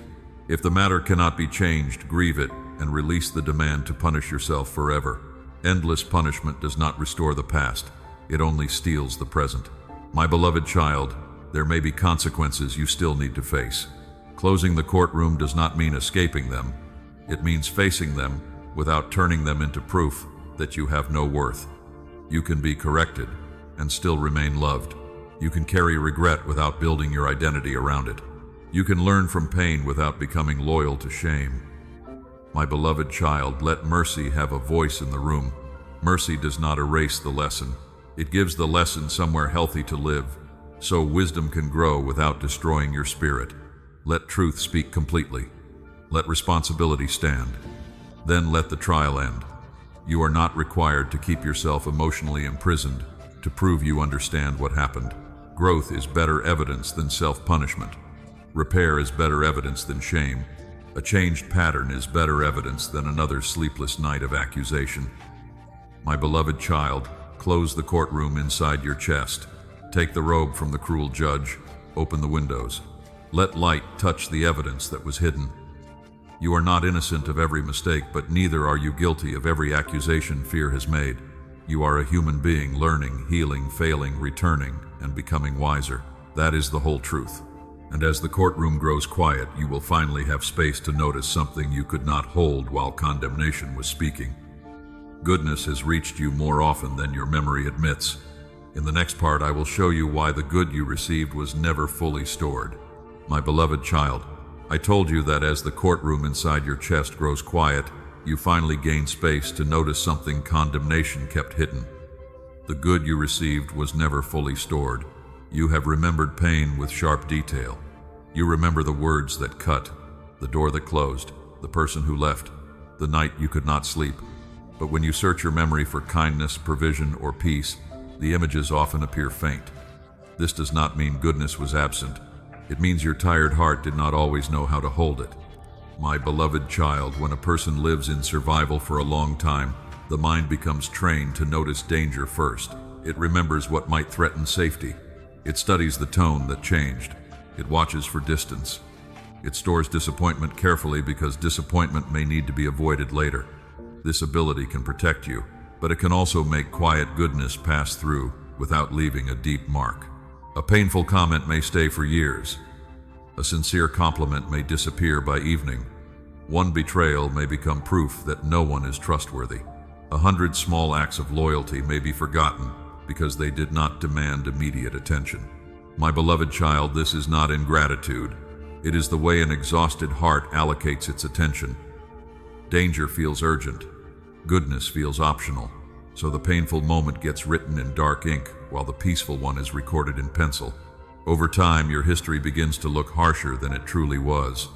Not because the pain was unreal, because mercy was not stored with equal weight. My beloved child, remember the people of Israel gathering manna in the wilderness. Each morning provision appeared. It was not dramatic. It did not arrive as a lifetime supply. It came as enough for that day. They had to notice it, gather it, and receive it. The provision was ordinary enough to be overlooked, yet necessary enough to sustain them. Your life has also contained daily manna, a conversation that steadied you, a delay that protected you, a friend who stayed, a doctor who listened, a moment of strength when you expected none, a meal, a place to sleep, one clear thought, one safe decision. These moments may not have solved everything, but they helped carry you farther than fear admits. My beloved child, the problem is not only that good moments were felt faintly, they were often not given time to settle. Something kind happened, and you immediately moved to the next task. A prayer brought calm, and within minutes, you returned to worry. Someone helped you, and instead of receiving it, you rushed to repay them so you would not feel dependent. You did not allow goodness to finish its journey. You touched it and released it before it could become memory. My beloved child, stored goodness becomes a reserve. It becomes evidence your heart can return to when life becomes difficult. It says, I have been helped before. I have survived before. There have been safe people. Peace has visited me. I have made wise choices. I have been carried through days I thought would break me. Without that reserve, every new hardship feels like the first hardship. Every lonely night feels like proof that no one has ever stayed. Every closed door feels like evidence that nothing has ever opened. My beloved child, you may have received more than you retained. Those are not the same thing. If you had truly received nothing, your only hope would be for the world to finally give you something large enough to change everything. But if goodness has already appeared and was not deeply stored, then part of healing is learning how to notice, receive, and remember. This is quieter than waiting for one enormous event. It is also more sustainable. My beloved child, begin by revisiting your story with gentleness. Do not erase what hurt. Do not force yourself to call painful years beautiful. Simply ask whether anything else was present beside the pain. Who showed kindness? What helped you keep going? What truth returned? What danger did you avoid? What strength emerged? What did you learn that now protects you? Let the story become more complete. Grief may remain, but it no longer has to stand alone. My beloved child, create a small place for remembered goodness. At the end of the day, name one thing that reached you. Not the most impressive thing, the real thing. A warm meal, a respectful conversation, a task completed, a moment when your breathing softened, a boundary you kept, a laugh you did not expect. Say it slowly enough for your heart to register it. This is not pretending everything is fine. It is refusing to let pain become the only historian. My beloved child, when something good happens, pause before moving on. Stay with it for a few breaths. Notice where it lands in your body. Let yourself say, this mattered. If someone offers kindness, receive it without immediately minimizing it. If a peaceful moment comes, do not interrogate it. If joy appears briefly, do not call it meaningless because it did not last all day. A brief light still changes a room. My beloved child, you may feel resistance. Part of you may say that remembering good makes you vulnerable. If you admit life has held beauty, then you may fear losing beauty again. This is the old flinch speaking. You do not need to promise that every good thing will remain. You are only allowing what was real to be real. A moment does not become false because it ended. Love does not become meaningless because a season changed.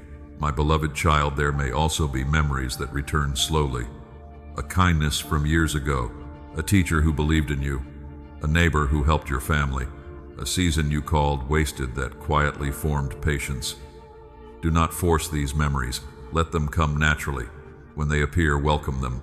Your past may contain more color than exhaustion allowed you to see. My beloved child, stored goodness is not a shield against future pain. It is nourishment for meeting pain differently. A person with an inner reserve still grieves, still becomes tired, still faces uncertainty. But hardship does not arrive into complete emptiness. It meets a heart that remembers being supported, guided, loved, and capable of beginning again. Do not rush this rebuilding. A reserve grows through repetition, through ordinary moments received, and through choosing to revisit truth whenever fear edits your story again. My beloved child, the good you received was never fully stored. That is not an accusation, it is an explanation. Your heart was busy surviving. Now it can learn to remember. Let one kindness remain. Let one peaceful moment deepen. Let one piece of evidence challenge the belief that nothing good has ever reached you.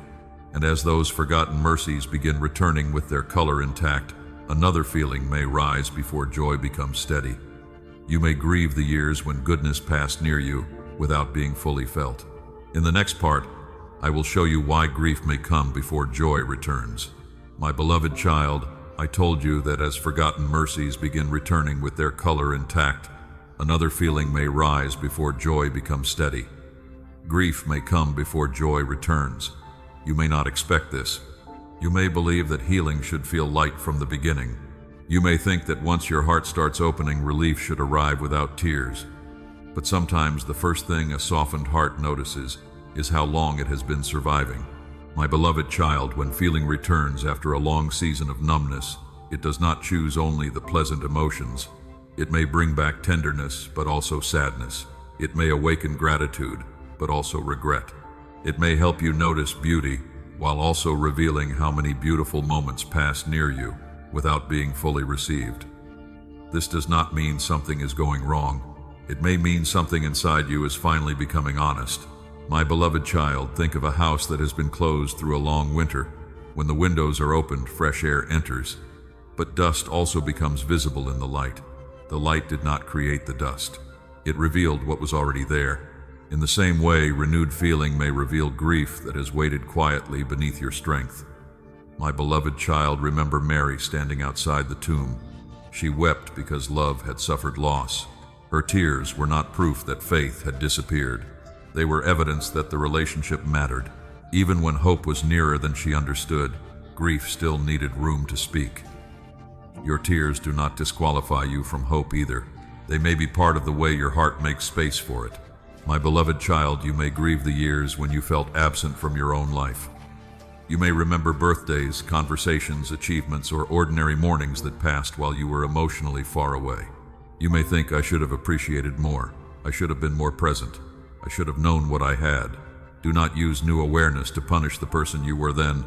You did not choose numbness carelessly. You were protecting yourself with the tools you had. My beloved child, grief can also rise for what never happened.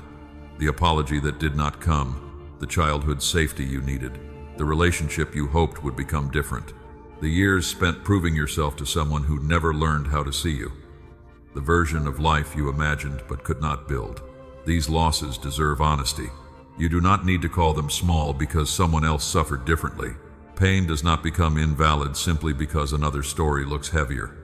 My beloved child, grief is not always loud. Sometimes it appears as fatigue. You may need more rest. You may feel quiet in places where you once forced conversation. You may lose interest in distractions that used to help you avoid yourself. You may become emotional over a song, a smell, an old photograph, or a kind word. These moments may seem unrelated, but the heart often speaks through small openings. Let it speak without demanding an explanation immediately. My beloved child, do not rush to turn grief into a lesson. Some people become uncomfortable around sorrow and quickly search for meaning. They say everything happens for a reason. They tell you to move forward. They remind you to be grateful.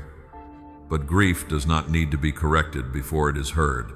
Sometimes the faithful response is simply to remain present. My beloved child, I am not frightened by your sorrow. You do not need to protect me from your questions. Tell me what you miss. Tell me what feels unfair. Tell me what you wish had been different. Tell me where anger and sadness are standing beside each other. Prayer can hold unfinished sentences. It can hold silence. It can hold tears that do not yet know what they mean. My beloved child, grief needs movement, not permanent residence. There is a difference between allowing sorrow and building your identity around it. Let grief pass through honest conversation, writing prayer, rest, tears, and safe support.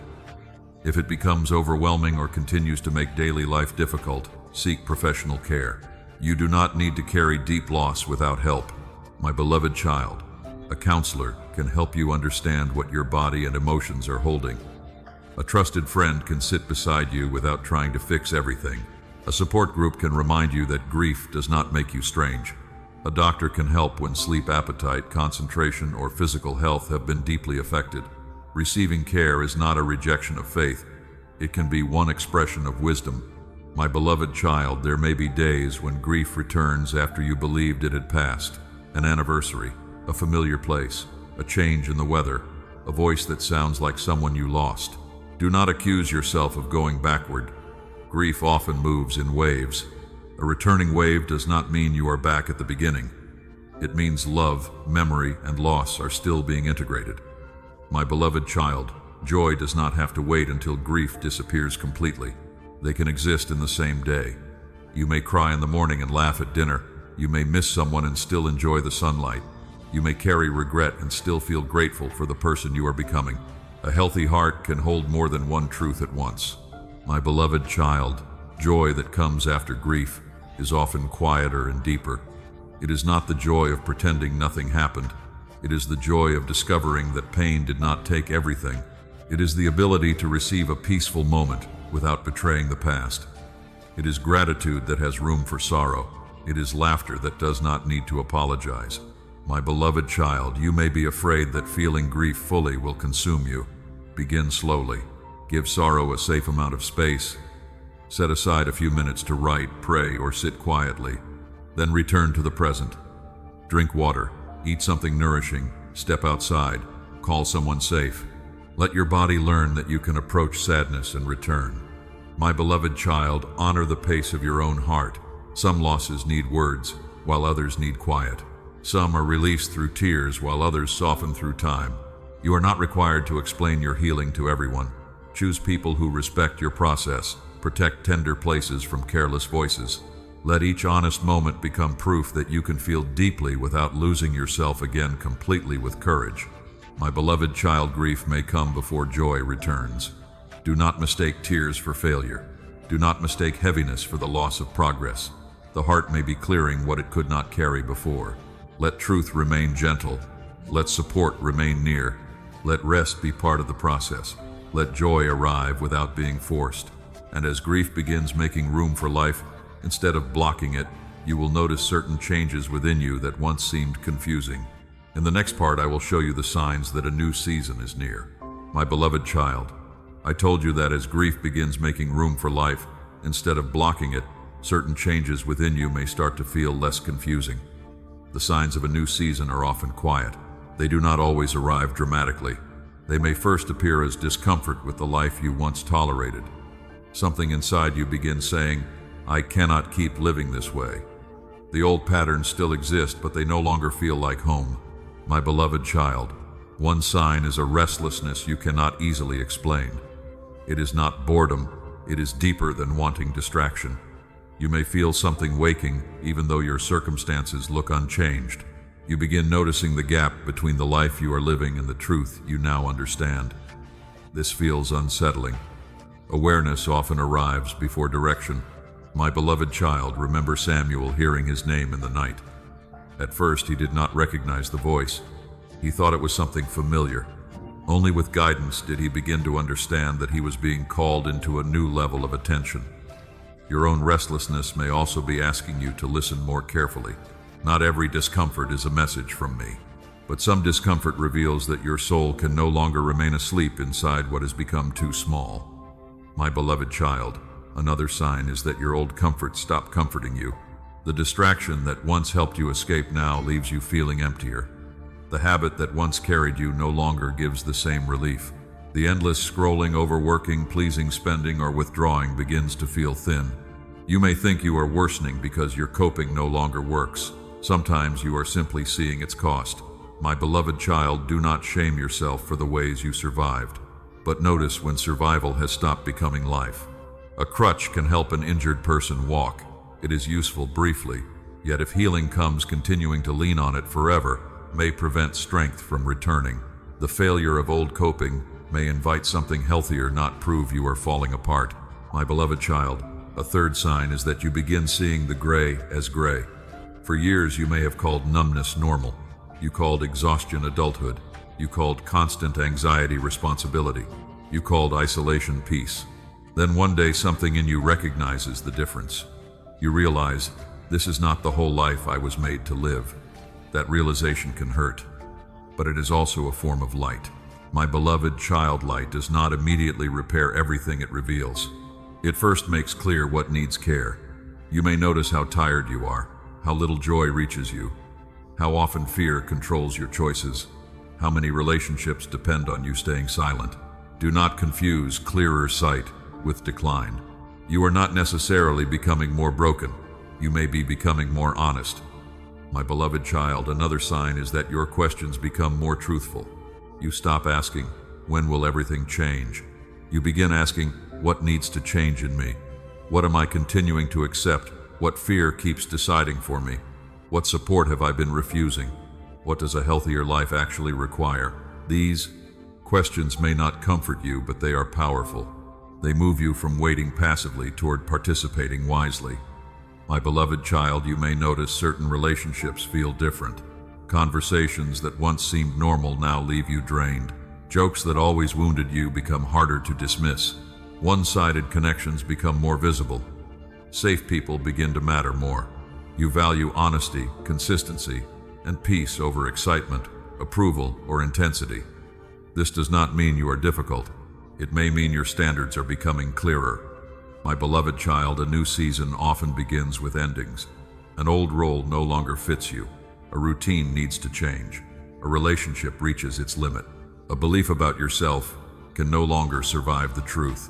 Endings can feel like loss even when they create freedom. Do not rush to fill every empty space. Let some rooms remain open long enough for you to understand what belongs there next. My beloved child, you may feel tired and expectant. This can confuse you. Part of you wants to rest, another senses movement. You may feel close to something you cannot name. Do not turn that feeling into a guarantee. Let it become a gentle invitation to prepare. Preparation can mean sleeping better, seeking counsel, finishing what is yours to finish, clearing space, becoming honest about what you can leave behind. My beloved child, another sign is that you begin wanting simplicity. Noise becomes less attractive. You crave fewer performances and more truth. You want relationships where you do not have to prove your worth. You want work that does not destroy your health. You want prayer that is honest rather than impressive. You want a home inside yourself where your body can finally exhale. This desire for simplicity is not laziness. It may be wisdom returning. My beloved child, you may recover small moments of feeling. A song reaches you unexpectedly. A familiar smell brings warmth. You laugh without forcing it. A kind word stays longer than usual. You notice the sky. These moments seem small, but they matter. They show that your inner world is not closed beyond repair. Do not demand the whole season change at once. Welcome each small return. My beloved child, there may still be difficult days. The old heaviness may visit. You may doubt everything you recognized the day before. Do not use one gray morning to cancel the evidence of awakening. New seasons often begin unevenly. A field does not become spring in 1 hour. The ground softens, rain comes, small shoots appear, cold may return briefly. Still, the season is changing. My beloved child, ask for practical wisdom as you notice these signs. Do not make sudden decisions only because you feel restless. Test what you are sensing. Seek trustworthy advice. Look for consistent patterns. Give important choices time. A new season does not require recklessness. It invites courage joined with discernment. My beloved child, the signs that a new season is near are not magical proof that every desire will be fulfilled. They show your relationship with life is changing. You notice what you ignored. You question what you accepted. You release what no longer protects you. You receive what once could not reach you. This is movement. This is awareness. This is preparation. Even small awareness can become a doorway when you meet it with patience, honesty, and support. My beloved child, you are not falling apart simply because the old way has stopped working. You may be becoming too awake to keep calling survival freedom. Let the restlessness teach you. Let the failed comforts redirect you. Let clearer sight lead to care. Let honest questions guide your next step. And as you begin to recognize these changes, you will be ready to see exactly where the gray has been hiding in your ordinary life. In the next part, I will show you 3 places where the gray has been quietly stealing color from your days. My beloved child, I told you that as you begin to recognize the signs of a new season, you become ready to see where the gray has been hiding in your ordinary life. There are 3 places I want you to notice, not because these are the only places pain appears, but because they are common, quiet, and easily mistaken for personality. The first is the evening. The day ends, the light lowers, and a heaviness settles over you for no clear reason. Nothing terrible has happened. No danger is standing at the door, yet your body tightens as though something is coming. You feel restless, empty, or strangely sad. My beloved child, you may have blamed the weather, the hour, or your own weakness. But evening often removes the noise that kept you distracted. When tasks become quiet, what was held back begins to rise. The tiredness speaks. The loneliness speaks. The thoughts you postponed all day begin knocking. This does not mean the evening is your enemy. It may simply be the first moment your heart has enough silence to tell the truth. My beloved child, remember how Jesus often withdrew when the crowds were gone. Quiet was not punishment. It was a place of return. Your evenings can also become places of return, but first you must stop treating every heavy feeling as proof that something is wrong with you. Ask what the heaviness is carrying. Is it exhaustion, grief, fear about tomorrow, resentment from giving too much, a need for rest, food, movement, or connection? The gray becomes less powerful when it is named accurately. My beloved child, do not fill every evening with noise simply because silence feels uncomfortable. Begin gently. Turn down one light. Put away one screen. Drink water. Sit near a window. Write one honest sentence. Call one safe person. Let the evening become a closing rather than a courtroom. The second place the gray hides is inside achievement. You work towards something for weeks, months, or years. You complete it. You reach the goal. People congratulate you. For a brief moment you feel relief. Then the feeling disappears. You look at what you accomplished and wonder why it does not feel the way you imagined. My beloved child, this can be deeply confusing. You may conclude that nothing will ever satisfy you. You may accuse yourself of being ungrateful. You may rush toward another goal because you hope the next achievement will finally break through the numbness, but the problem may not be the achievement. The problem may be that your heart has become so accustomed to pressure that it does not know how to stop and receive completion. My beloved child, remember the builders who returned to Jerusalem and restored what had been broken. The work mattered, but so did the moment they stopped to recognize what had been completed. Without pausing, even meaningful labor can become another task swallowed by urgency. You may have trained yourself to move immediately from finished to next. No celebration, no reflection, no rest, only another demand. This keeps achievement from becoming nourishment. My beloved child, let success land. Do not make it prove your worth. Do not make it solve every insecurity. Simply let it be what it is, a finished task, a faithful effort, a step forward. Take time to notice what you learned, what it cost, and who helped you. Thank the people who walked with you. Rest before beginning again. A goal does not need to become your identity in order to matter. My beloved child, the third place, the gray hides, is in reunion. Someone you love enters the room. A child calls. A friend returns.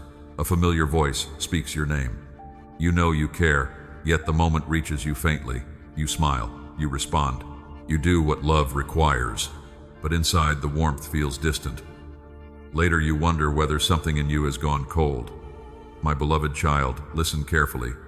Feeling muted does not mean love is gone. Love may still be present beneath exhaustion, fear, or long practice protection. A heart that learned to brace may not relax immediately, even around safe people.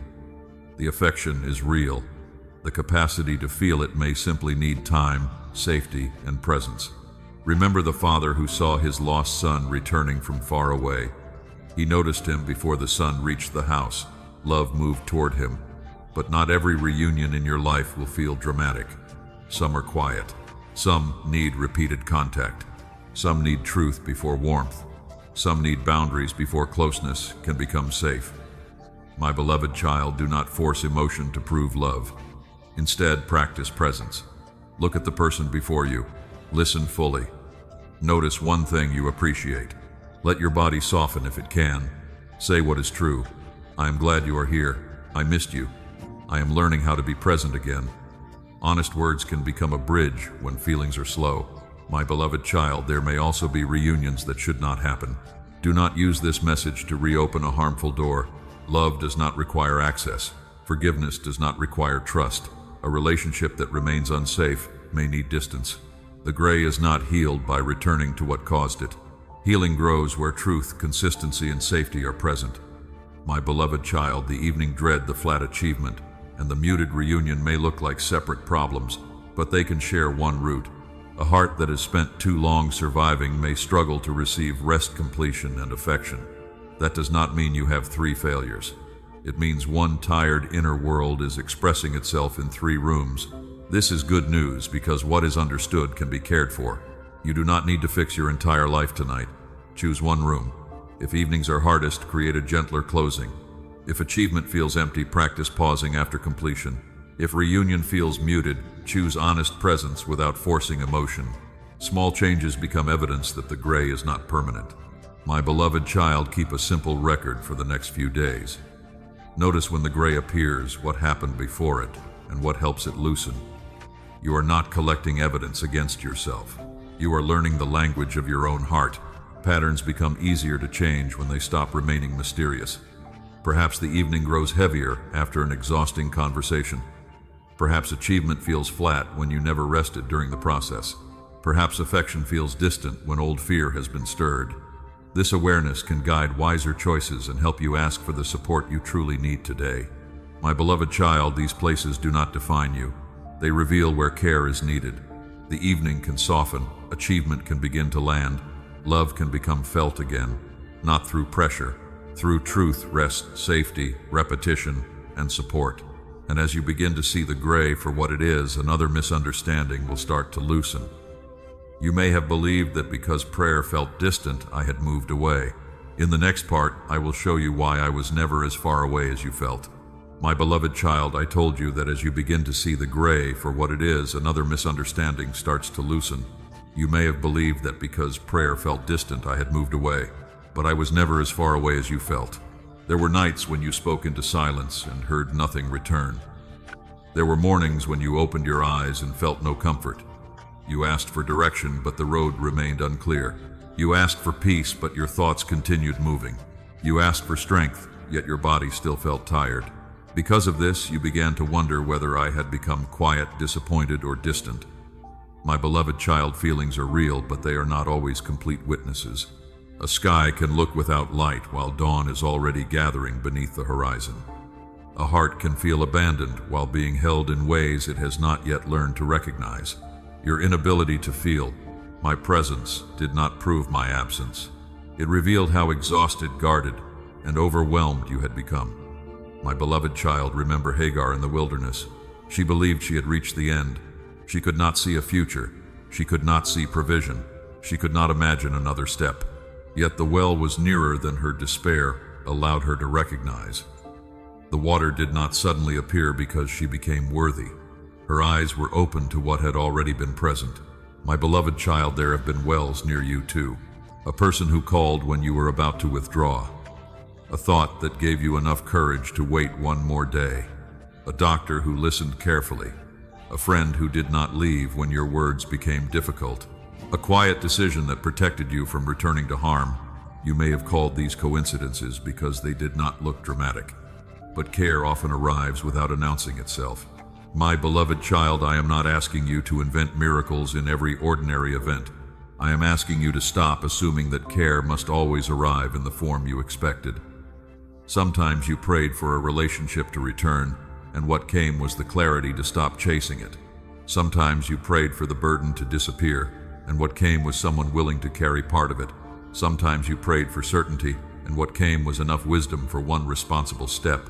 Sometimes you prayed for immediate relief, and what came was endurance treatment, rest, or support. My beloved child, these answers may have felt smaller than the answer you imagined. But smaller does not mean meaningless. A lamp is small compared with the sun, yet it can guide you safely through a dark room. One honest conversation can interrupt years of confusion. One safe boundary can protect a future. One night of real rest can give the mind enough strength to think clearly again. Do not overlook the form. Care actually takes because it does not resemble the picture you created. My beloved child, perhaps you learned to measure my presence by emotion. When you felt warmth, you believed I was near. When you felt nothing, you assumed I had gone. But relationship is deeper than constant sensation. A parent remains near a sleeping child even when the child is unaware. Presence does not stop being real when your emotions cannot register it. My beloved child, prayer does not fail because it feels quiet.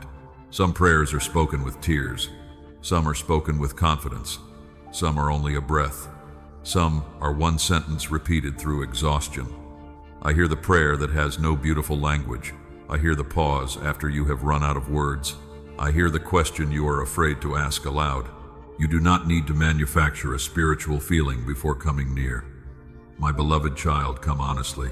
Say, I feel far from you. Say, I do not know what to believe today. Say, I am tired of pretending. Say, help me notice what is true. Honesty does not push me away. It opens the room where real relationship can begin again. My beloved child, you may also need to release the belief that every difficult emotion is a spiritual failure. Anxiety can make prayer feel distant. Grief can make comfort hard to receive. Depression can flatten the world. Trauma can keep the body alert even when danger has passed. These struggles do not mean you are unloved or faithless. They may require counseling, medical care, rest community, and patient support. Seeking help does not compete with faith. It can be one way you honor the life entrusted to you. My beloved child, I can meet you through practical care, through a therapist who helps you name what has been hidden, through a doctor who takes your symptoms seriously, through a friend who sits without trying to fix you, through a meal, a safe place, a walk, a pause, or the courage to cancel what your body cannot carry. Do not divide your life into spiritual and ordinary rooms. I can be present in both. My beloved child, look back gently. Where did strength appear when you thought none remained who treated you with dignity? What decision brought greater safety? What truth returned after fear became loud? What kept you from giving up completely? Simply become willing to notice that absence may not be the whole story. My beloved child, there were also moments when people failed you, and that failure made me seem far away. Someone promised to stay and left. Someone used spiritual words but showed no compassion. Someone told you to pray harder instead of listening to your pain. Do not confuse their failure with mine. Human care can become careless. Religious language can be misused. I do not ask you to excuse that harm. I ask you not to let it become the final picture of who I am. My beloved child, I am not waiting for you to become cheerful before I draw near. I am near in the tired prayer, near in the honest question, near in the appointment you were afraid to make, near in the boundary that protects your healing, near in the silence that no longer needs to be filled with performance. You may not feel all of this immediately. Your heart can recognize safe presence slowly again. My beloved child, I was never as far away as you felt. The distance may have been exhaustion. It may have been grief. It may have been disappointment, fear, or an image of me shaped by people who did not reflect love well. But feeling distant is not the same as being abandoned. Let this truth rest without pressure. You do not have to force certainty tonight. You only need enough openness to consider that I have remained nearer than the gray allowed you to see. And as this misunderstanding begins to loosen, your heart will become ready for another kind of healing. You will begin to let ordinary goodness reach you again. In the next part, I will show you how light, kindness, rest, and simple moments can become real to you once more. My beloved child, I told you that as the misunderstanding of my distance begins to loosen, your heart becomes ready for another kind of healing. Let ordinary goodness reach you again. You do not need a dramatic sign before life can feel real. You do not need every problem solved before you are allowed to notice peace. Sometimes restoration begins with something small enough to be ignored.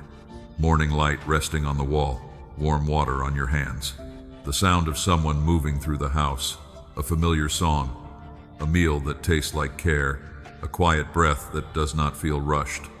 My beloved child, these moments may seem too ordinary to matter, but a heart that has lived in survival often forgets how much ordinary goodness can nourish it. You became trained to look for emergencies, deadlines, disappointment, and the next responsibility. You noticed what needed fixing. You rarely paused long enough to receive what was already gentle. My beloved child, remember the disciples after the long night when they had caught nothing. They returned, tired, discouraged, and empty-handed. Jesus met them beside the shore with a fire and food prepared. The moment was not only about instruction, it was also about breakfast, warmth, presence, rest after strain.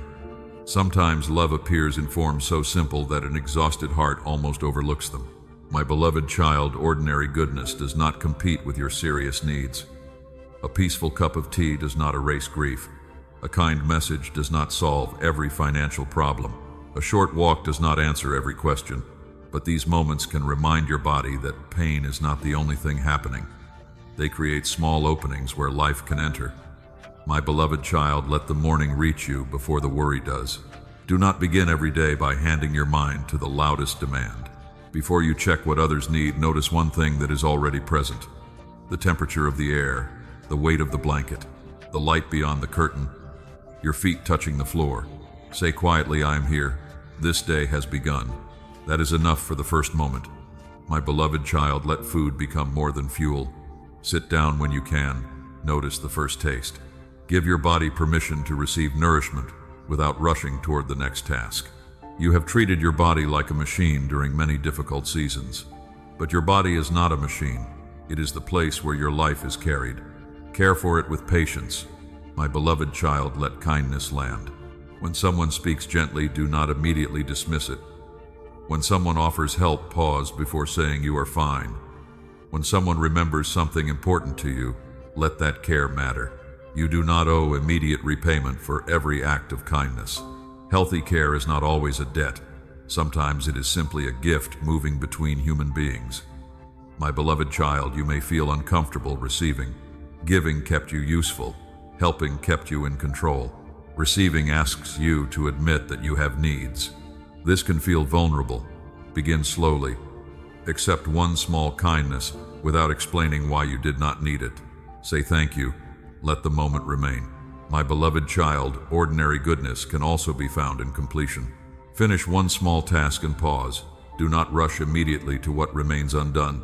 Notice that something has been carried from beginning to end. A washed dish, a message answered, a bed made, a form submitted. These acts may not impress anyone, but they can restore a sense of movement when life has felt stuck. My beloved child, allow beauty to be unnecessary. Look at a tree without asking what it teaches you. Listen to rain without turning it into a lesson. Notice color, shape, sound, and movement. Not everything good needs to become productive. Some things are given simply to remind you that life contains more than pressure. My beloved child, there will be moments when goodness feels distant, even while you are trying to notice it. Do not force emotion. You may see the sunrise and feel nothing. You may hear kind words and remain quiet inside. This does not mean the practice is failing. Recognition can come before feeling. Keep allowing safe moments to reach the door. The heart may open gradually. My beloved child, protect these moments from the voice that calls them insignificant. Healing may not announce itself with thunder. It may arrive as appetite returning a room feeling safer, or your attention staying with a conversation. Do not compare your return with another person's visible breakthrough. The heart often comes alive through repeated moments that seem small until you realize the world has color again. My beloved child, healing is not measured by constant inspiration. Some days ordinary goodness will feel vivid. Other days it will seem faint. Receive what you can without accusing yourself for what you cannot feel yet. A small response still matters.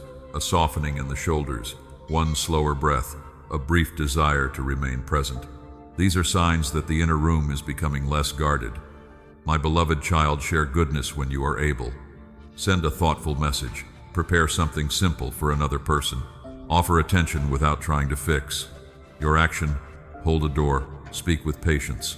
Generosity can help you notice that goodness is not only something you wait to receive, it is also something you can participate in. But give from honesty, not from exhaustion. Do not use kindness to avoid your own needs. My beloved child, create a simple practice of remembering. At the end of the day, ask, what reached me today? Do not ask whether the whole day was good. That question may feel too large. Ask for one moment, a laugh, a completed responsibility, a respectful exchange, a moment of quiet. Write it down if that helps. Let small goodness become stored goodness.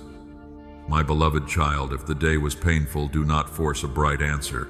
Perhaps the only goodness was that you asked for help. Perhaps you rested instead of continuing beyond your limit. Perhaps you survived a difficult conversation without abandoning your dignity. Perhaps you admitted the truth. These are not small victories. They are signs of a life becoming more honest. My beloved child, let ordinary goodness reach you again. Let it come without needing to become a miracle. Let it come through light food, laughter, work, rest, touch, music, and safe conversation. Let it remind you that the world is not only what hurt you.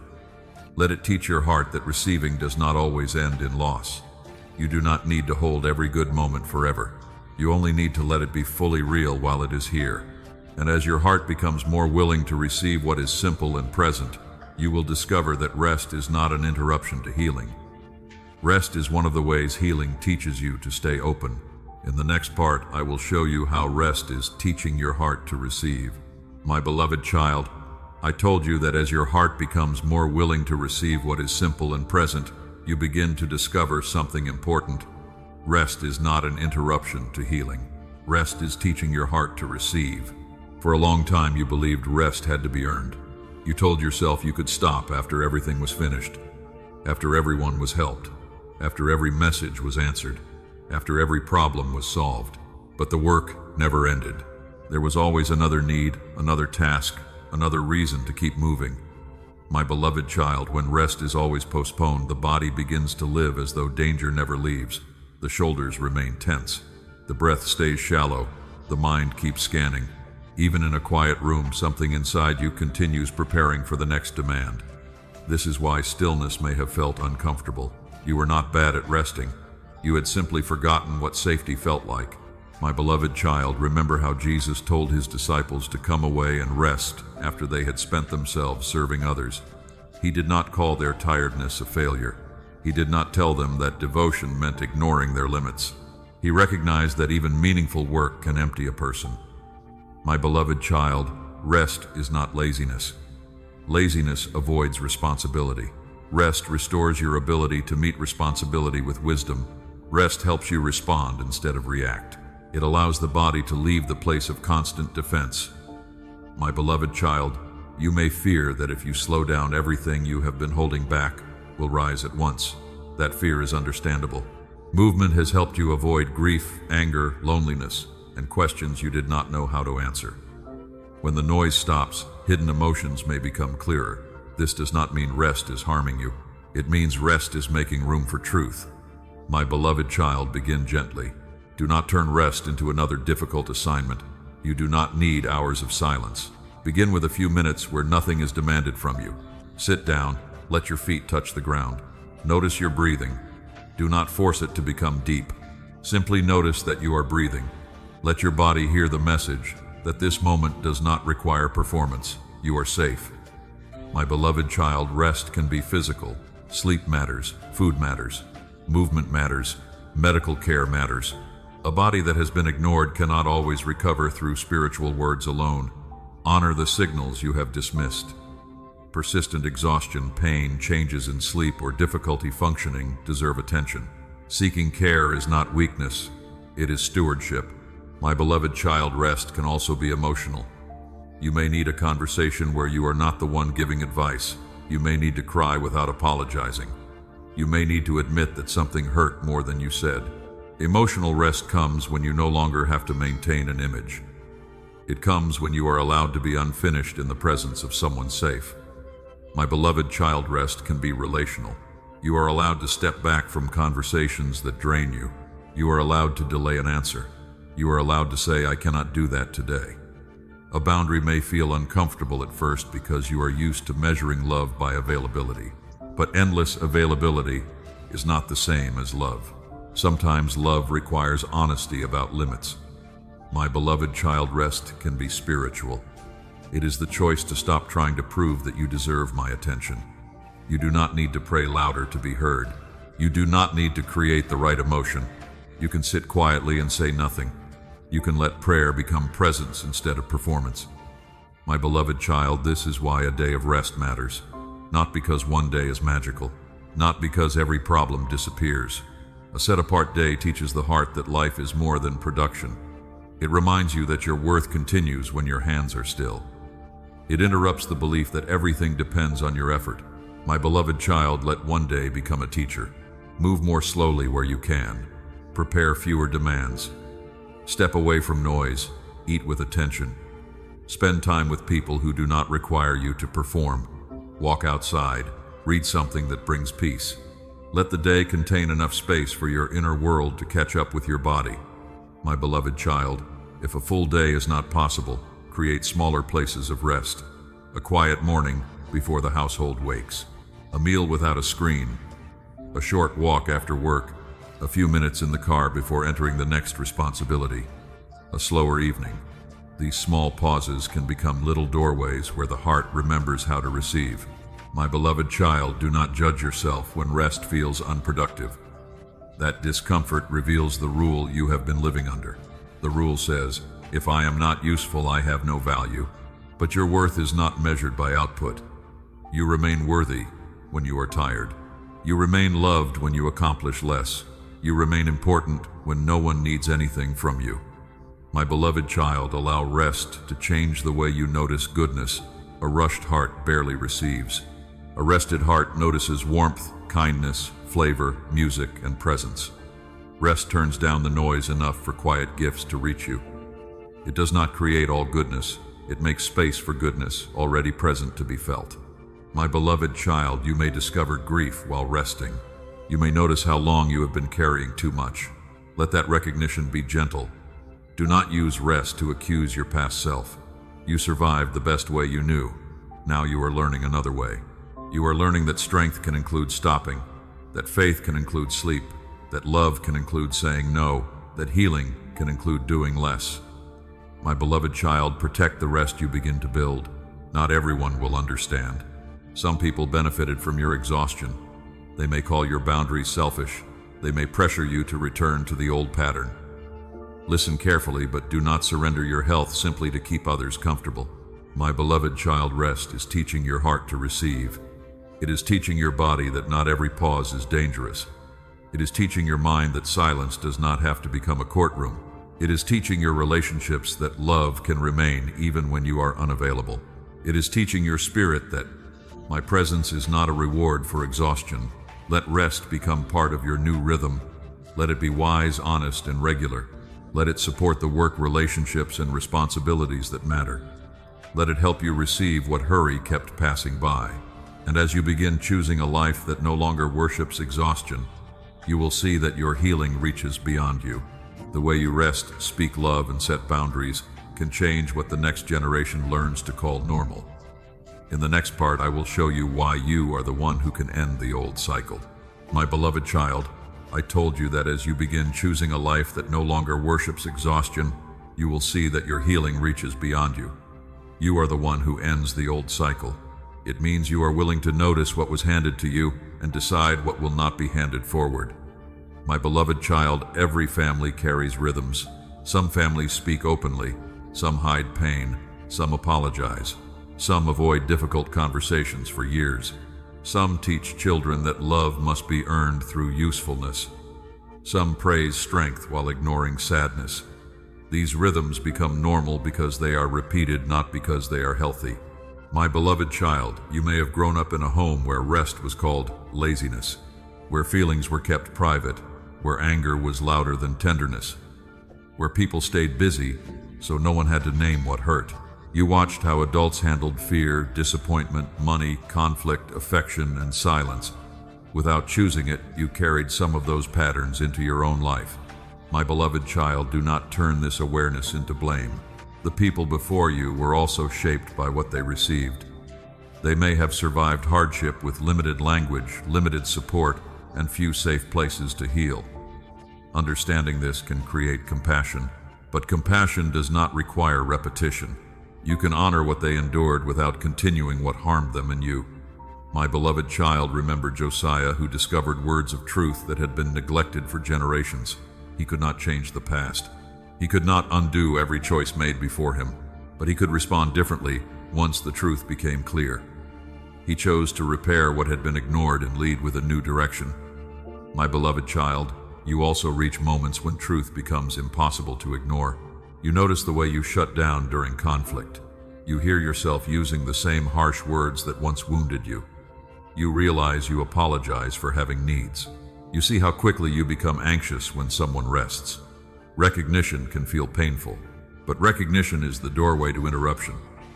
My beloved child, a cycle begins to end when someone pauses. The old pattern says, react now. You pause. The old pattern says, hide the truth. You speak honestly. The old pattern says, never apologize. You return and repair. The old pattern says, keep giving until you disappear. You set a boundary. These choices may look small, but they change what becomes normal. My beloved child, ending a cycle does not always require a dramatic confrontation. Sometimes it happens at the dinner table when you listen instead of dismissing. Sometimes it happens when you let a child cry without shaming them. Sometimes it happens when you admit I was wrong. Sometimes it happens when you choose counseling instead of secrecy. Sometimes it happens when you rest before resentment turns into anger. My beloved child, you may be the first person in your family to use different language. I feel hurt. I need time. I cannot carry this alone. I love you, but this behavior is not acceptable. I forgive you, but trust must be rebuilt. New language often feels unnatural before it becomes freeing. My beloved child, you may also be the first to receive care without shame. You make the appointment. You ask the question. You admit that faith and exhaustion can exist together. You allow medicine, counseling, community, and prayer to support one another. My beloved child, some people may resist your change. A healthier boundary can feel threatening to someone who benefited from your lack of one. Your honesty may disturb a family system built on silence. Your rest may be judged by people who measure worth through sacrifice. But do not abandon growth simply because the old system becomes uncomfortable. My beloved child, breaking a cycle can include grief. You may wish someone had made these changes for you. You may realize how different your childhood relationship or health could have been. Let yourself grieve without becoming trapped in resentment. My beloved child, you cannot heal every generation behind you. You cannot force everyone beside you to change. You are responsible for your choices, your words, your boundaries, and the care you seek. Focus there. A cycle weakens each time you refuse to give it another unquestioned repetition. My beloved child, do not demand immediate evidence. Generational patterns are often changed through ordinary consistency. A calmer response repeated, a promise kept, a boundary honored, a child allowed to speak, a partner treated with respect during disagreement, a body allowed to rest, a home where apology is not humiliation. These choices create a different atmosphere over time. My beloved child, you may stumble. You may repeat a tone you promised not to use. You may withdraw overwork pleas or control when fear becomes loud. Do not declare the cycle undefeated. Notice it. Take responsibility. Repair quickly. Ask what support was missing. Then choose again. Cycle breakers are not people who never fail. They are people who stop calling repetition destiny. My beloved child, let compassion guide the way you change. Do not use new understanding to become superior. You may see patterns others cannot yet see. Speak truth without contempt. Protect yourself without dehumanizing those who remain trapped. You can refuse harm and still remember that wounded people often repeat what they have not learned to heal. My beloved child, think about what you want the next generation to learn from your life. That love can be spoken, that men and women can ask for help, that rest belongs to healthy people, that boundaries can exist without rejection, that conflict can lead to repair, that faith can be honest, that pain can be named without becoming identity. Let these become the inheritance you build. My beloved child, you may not have children, and this still matters. Cycles pass through friendships, workplaces, communities, and relationships. The way you listen can create safety. The way you lead can reduce fear. The way you refuse manipulation can teach another person what dignity looks like. Every healed pattern changes more than one life. My beloved child, say this gently within yourself. It stops here. Not every wound, not every struggle, but the unquestioned repetition stops here. The silence stops here. The belief that worth must be earned through exhaustion stops here. The refusal to apologize stops here. The shame around needing help stops here. Let the declaration become a direction, not a demand for perfection. My beloved child, you are the one who ends the old cycle. Not through force, through awareness, through truth, through repeated choices, through support, through mercy, joined with responsibility. What was handed to you may explain where you began. It does not have to decide what you hand forward. Each time you choose differently, you create evidence that love can become safer, truth can become gentler, and strength can exist without silence, fear, or self-abandonment in generations still ahead. And as these new choices become more familiar, your healing must move from a powerful moment into a daily rhythm. In the next part, I will show you how to carry this new rhythm into every day. My beloved child, I told you that as these new choices become more familiar, your healing must move from a powerful moment into a daily rhythm. Carry the new rhythm into every day. A single honest conversation can begin change. One day of rest can reveal what your body needed. One strong boundary can show you that a different life is possible. But lasting transformation is not built from one emotional moment alone. It is built from what you choose when the feeling becomes quiet. My beloved child, this is where many people become discouraged. They experience clarity, they feel hopeful, they promise that everything will be different.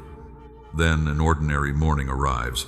There are bills, messages, traffic responsibilities, and tiredness. The powerful feeling fades, and they assume the change was not real. But my beloved child, truth does not become false because emotion becomes quieter. A seed does not stop growing because the soil looks unchanged the next morning. The deepest work often continues without drama. Your task is not to recreate yesterday's feeling. Your task is to practice today's truth. My beloved child, remember Daniel. His strength did not come from one public moment. It was formed through repeated faithfulness. He returned to prayer. He kept his character. He practiced what mattered before the crisis arrived. When pressure came, he did not need to invent a new foundation. He stood on a rhythm already built. My beloved child, your new life will also need rhythm, not a perfect schedule, not a rigid system that punishes you when you miss a day. A rhythm is gentler than that. It gives you a way to return. It helps your heart remember where home is when stress pulls you toward old patterns. Begin with the morning. Do not hand the first part of your day immediately to fear. Before you enter the noise, pause, breathe, notice your body. Say one honest sentence.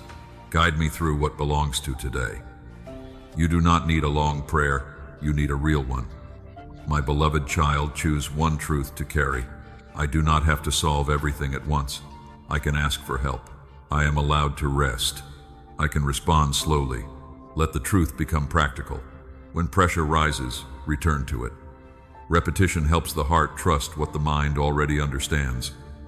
My beloved child, protect small spaces of quiet. Your life may not allow long hours of stillness. That is all right. A few minutes can matter. A quiet drink before work, a pause in the car, a short walk, one meal without a screen. These moments teach your body that every part of the day does not belong to urgency. My beloved child, carry the new rhythm into your relationships. Listen before defending, ask before assuming, speak before resentment becomes distance. If you need time, say so. If you are hurt, describe what happened without attacking identity. If you cause harm, repair it quickly. Healthy relationships are not built by avoiding every mistake. They are built by returning to truth after mistakes happen. My beloved child, carry the rhythm into your work. Do one thing at a time when possible. Notice when fear makes every task feel equally urgent. Ask what truly matters. Finish what belongs to you, then allow yourself to stop. Your worth does not increase with exhaustion. Faithful work includes limits. A person who never stops eventually loses the ability to give with care. My beloved child, carry the rhythm into your body. Eat with attention. Sleep as consistently as you can. Move in ways that support rather than punish you. Take symptoms seriously. Keep appointments. Follow wise treatment. Do not wait for collapse before admitting that something needs care. Your body should not have to scream before you listen. My beloved child, carry the rhythm into your thoughts. When an old accusation appears, do not let it become the whole conversation. Notice it. Name it. Ask whether it is true, current, and complete. Replace vague condemnation with specific responsibility. Instead of saying, "I ruin everything," say, "I need to repair this moment." Specific truth creates movement. My beloved child, remember to store goodness. At the end of the day, ask what reached you. Do not ask whether the entire day was beautiful. Look for one real thing. A kind exchange. A boundary honored. A task completed. A moment when you chose peace. Let that moment remain long enough to become part of your inner reserve. My beloved child, there will be gray days again. Do not be frightened by them. A difficult day does not mean the old life has returned completely. You may feel numb, tired, impatient, or afraid. The difference is that now you know what is happening. You have language, you have choices, you know how to return. My beloved child, on those days, make the rhythm smaller. If you cannot do everything, do the next kind thing. Drink water, send one message, rest, take the medicine prescribed to you, step outside, ask for support. Healing is not maintained through heroic effort. It is often protected through humble care. My beloved child, avoid turning the new rhythm into another way to judge yourself. You will miss practices. You will become distracted. You will react from an old wound. Do not say the whole journey was false. Pause, repair, begin again. Returning is part of the rhythm. My beloved child, let your weekly life include a deeper pause. A day, or part of a day, where you reduce demands. Review what has been happening inside you. Notice what drained you and what restored you. Ask what needs adjustment. Without reflection, the old patterns can quietly rebuild themselves. My beloved child, choose people who support the new rhythm. You need relationships where rest is respected. Honesty is welcomed and boundaries are not punished. You need people who can remind you of progress when discouragement edits your memory. Community helps truth remain visible. My beloved child, be patient with the pace of change. A rhythm becomes strong through repetition, not intensity. One peaceful response will not heal every relationship. One evening of rest will not remove years of exhaustion. But repeated care changes what your heart expects. Over time, safety becomes more familiar than chaos. My beloved child, do not wait until the rhythm feels natural before honoring it. New ways often feel unfamiliar because the old ones were practiced for years. Choose consistency over excitement. Choose return over perfection. Each quiet repetition tells your heart that this new way of living is not temporary. It is becoming yours now. My beloved child, carry the new rhythm into every day. Let prayer become honest. Let rest become regular. Let support become acceptable. Let truth become specific. Let goodness become remembered. Let mistakes become opportunities for repair instead of reasons for shame. This is how a powerful moment becomes a transformed life. And as this rhythm begins to hold you through both bright and gray days, you will become ready for the final movement of this journey. In the next part, I will show you how to walk into the appointed day with open hands. My beloved child, I told you that as the new rhythm begins to hold you through both bright and gray days, you become ready for the final movement of this journey. Walk into the appointed day with open hands. Do not enter it gripping every fear. Do not carry every old accusation into a future that has not yet spoken. Do not demand that the day prove your worth through a miracle, an answer, or a sudden change. Let the day meet you as you are, tired, hopeful, cautious healing, and still willing to receive. My beloved child, an appointed day is not always dramatic. It may not arrive with a door opening loudly. It may not bring the message you expected. It may begin with a quiet difference inside you, a slower breath, a gentler thought, a moment when you notice that fear is present but no longer leading, a decision to stay honest instead of returning to the old pattern. This can be holy too. My beloved child, remember Ruth walking into a field she did not own. She did not know the whole future. She did not know who would notice her.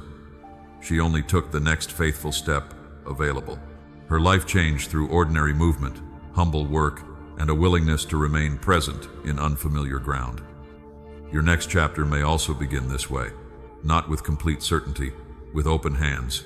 My beloved child, open hands do not mean passive hands. They do not mean you stop planning, working, asking questions, or making wise decisions. Open hands mean you stop trying to control what belongs beyond your reach. You do what is yours, you release what is not. You prepare without demanding. You hope without forcing. You receive without turning every gift into a guarantee. My beloved child, release the version of life you believed had to happen. Release the age by which everything should have been settled. Release the relationship you keep trying to complete in your imagination. Release the need for everyone to understand your choices. Release the demand that healing move without setbacks. These releases are not surrendering your future. They are making room for a future you cannot yet see. My beloved child, there may still be grief in your hands. Do not throw it away. Bring it gently. The appointed day does not require you to pretend that nothing hurt. You can carry memory without carrying chains. You can honor what was lost without allowing loss to decide what is still possible. Your sadness does not cancel hope. Your caution does not cancel faith. Your questions do not cancel my nearness. My beloved child, I want you to remember everything you have learned. The gray was not your identity. The exhaustion was not a moral failure. The good had not stopped coming. The old clock was not the only measure. Your heart learned to protect you by feeling less. Your fresh starts faded because deeper care was needed. The flinch was fear, not prophecy. The courtroom did not tell the whole truth. The goodness you received deserved to be remembered. Grief could come before joy. The failing of old patterns could become the sign of awakening. Ordinary goodness could reach you again. Rest could teach your heart to receive. Your healing could interrupt what generations before you had repeated, and a new rhythm could become stronger through daily return. My beloved child, carry these truths into the appointed day, not as rules you must perform, as companions. When fear speaks, remember that you can pause. When shame speaks, remember that truth is specific and mercy is allowed. When exhaustion speaks, listen before your body has to shout. When goodness appears, let it finish its journey. When the old pattern returns, choose again without declaring the whole work lost. My beloved child, your appointed day may include something beautiful. Let one kind word matter. Let one peaceful hour become real. Let one opportunity be explored with wisdom. Let one relationship show you what consistency feels like. Let one moment of laughter remain long enough to become memory. My beloved child, your appointed day may also feel ordinary. Do not call it a failure. An ordinary day received with presence can become more healing than a dramatic day passed through in numbness. A simple meal can feel sacred. A quiet conversation can restore trust. An evening without dread can become evidence that change is real. The day does not need to impress anyone in order to matter. My beloved child, if uncertainty rises, do not panic. You are not required to know the entire road. Ask what belongs to this moment. What is the next honest action? What needs rest? What needs courage? What needs a boundary? Who can help? What can be released? Clarity often comes through the next faithful step, not through complete prediction. The appointed day is not proof that you no longer need anyone. It is an invitation to live with greater connection, honesty, and support. My beloved child, open your hands now. Open them from old shame. Open them from the need to prove. Open them from the fear that goodness always disappears. Open them from the timelines that made you feel late. Open them from the pressure to become healed all at once. You are allowed to receive gradually. You are allowed to begin quietly. You are allowed to walk forward without forcing the ending. My beloved child, I bless the way you see. May you notice what fear once hid. I bless the way you listen. May you recognize truth beneath noise. I bless the way you rest. May your body learn that peace is safe. I bless the way you love. May your tenderness grow without losing wisdom. I bless the way you choose. May courage and discernment remain together. My beloved child, walk into the appointed day with open hands, not because every outcome is guaranteed, because you no longer need certainty before choosing life, not because the past has disappeared, because the past no longer has to command the future, not because you will never feel gray again, because now you know how to return. You are not late.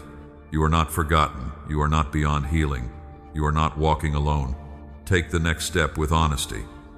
Receive what is good. Release what is finished.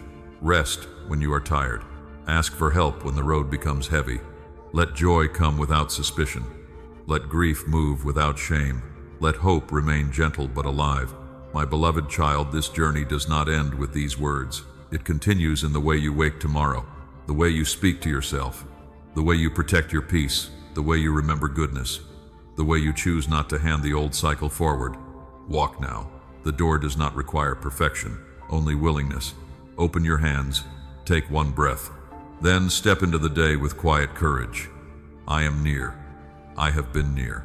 And as you move forward with truth, rest, courage, and hope, you will discover that the light you were waiting to find was already beginning to rise within you.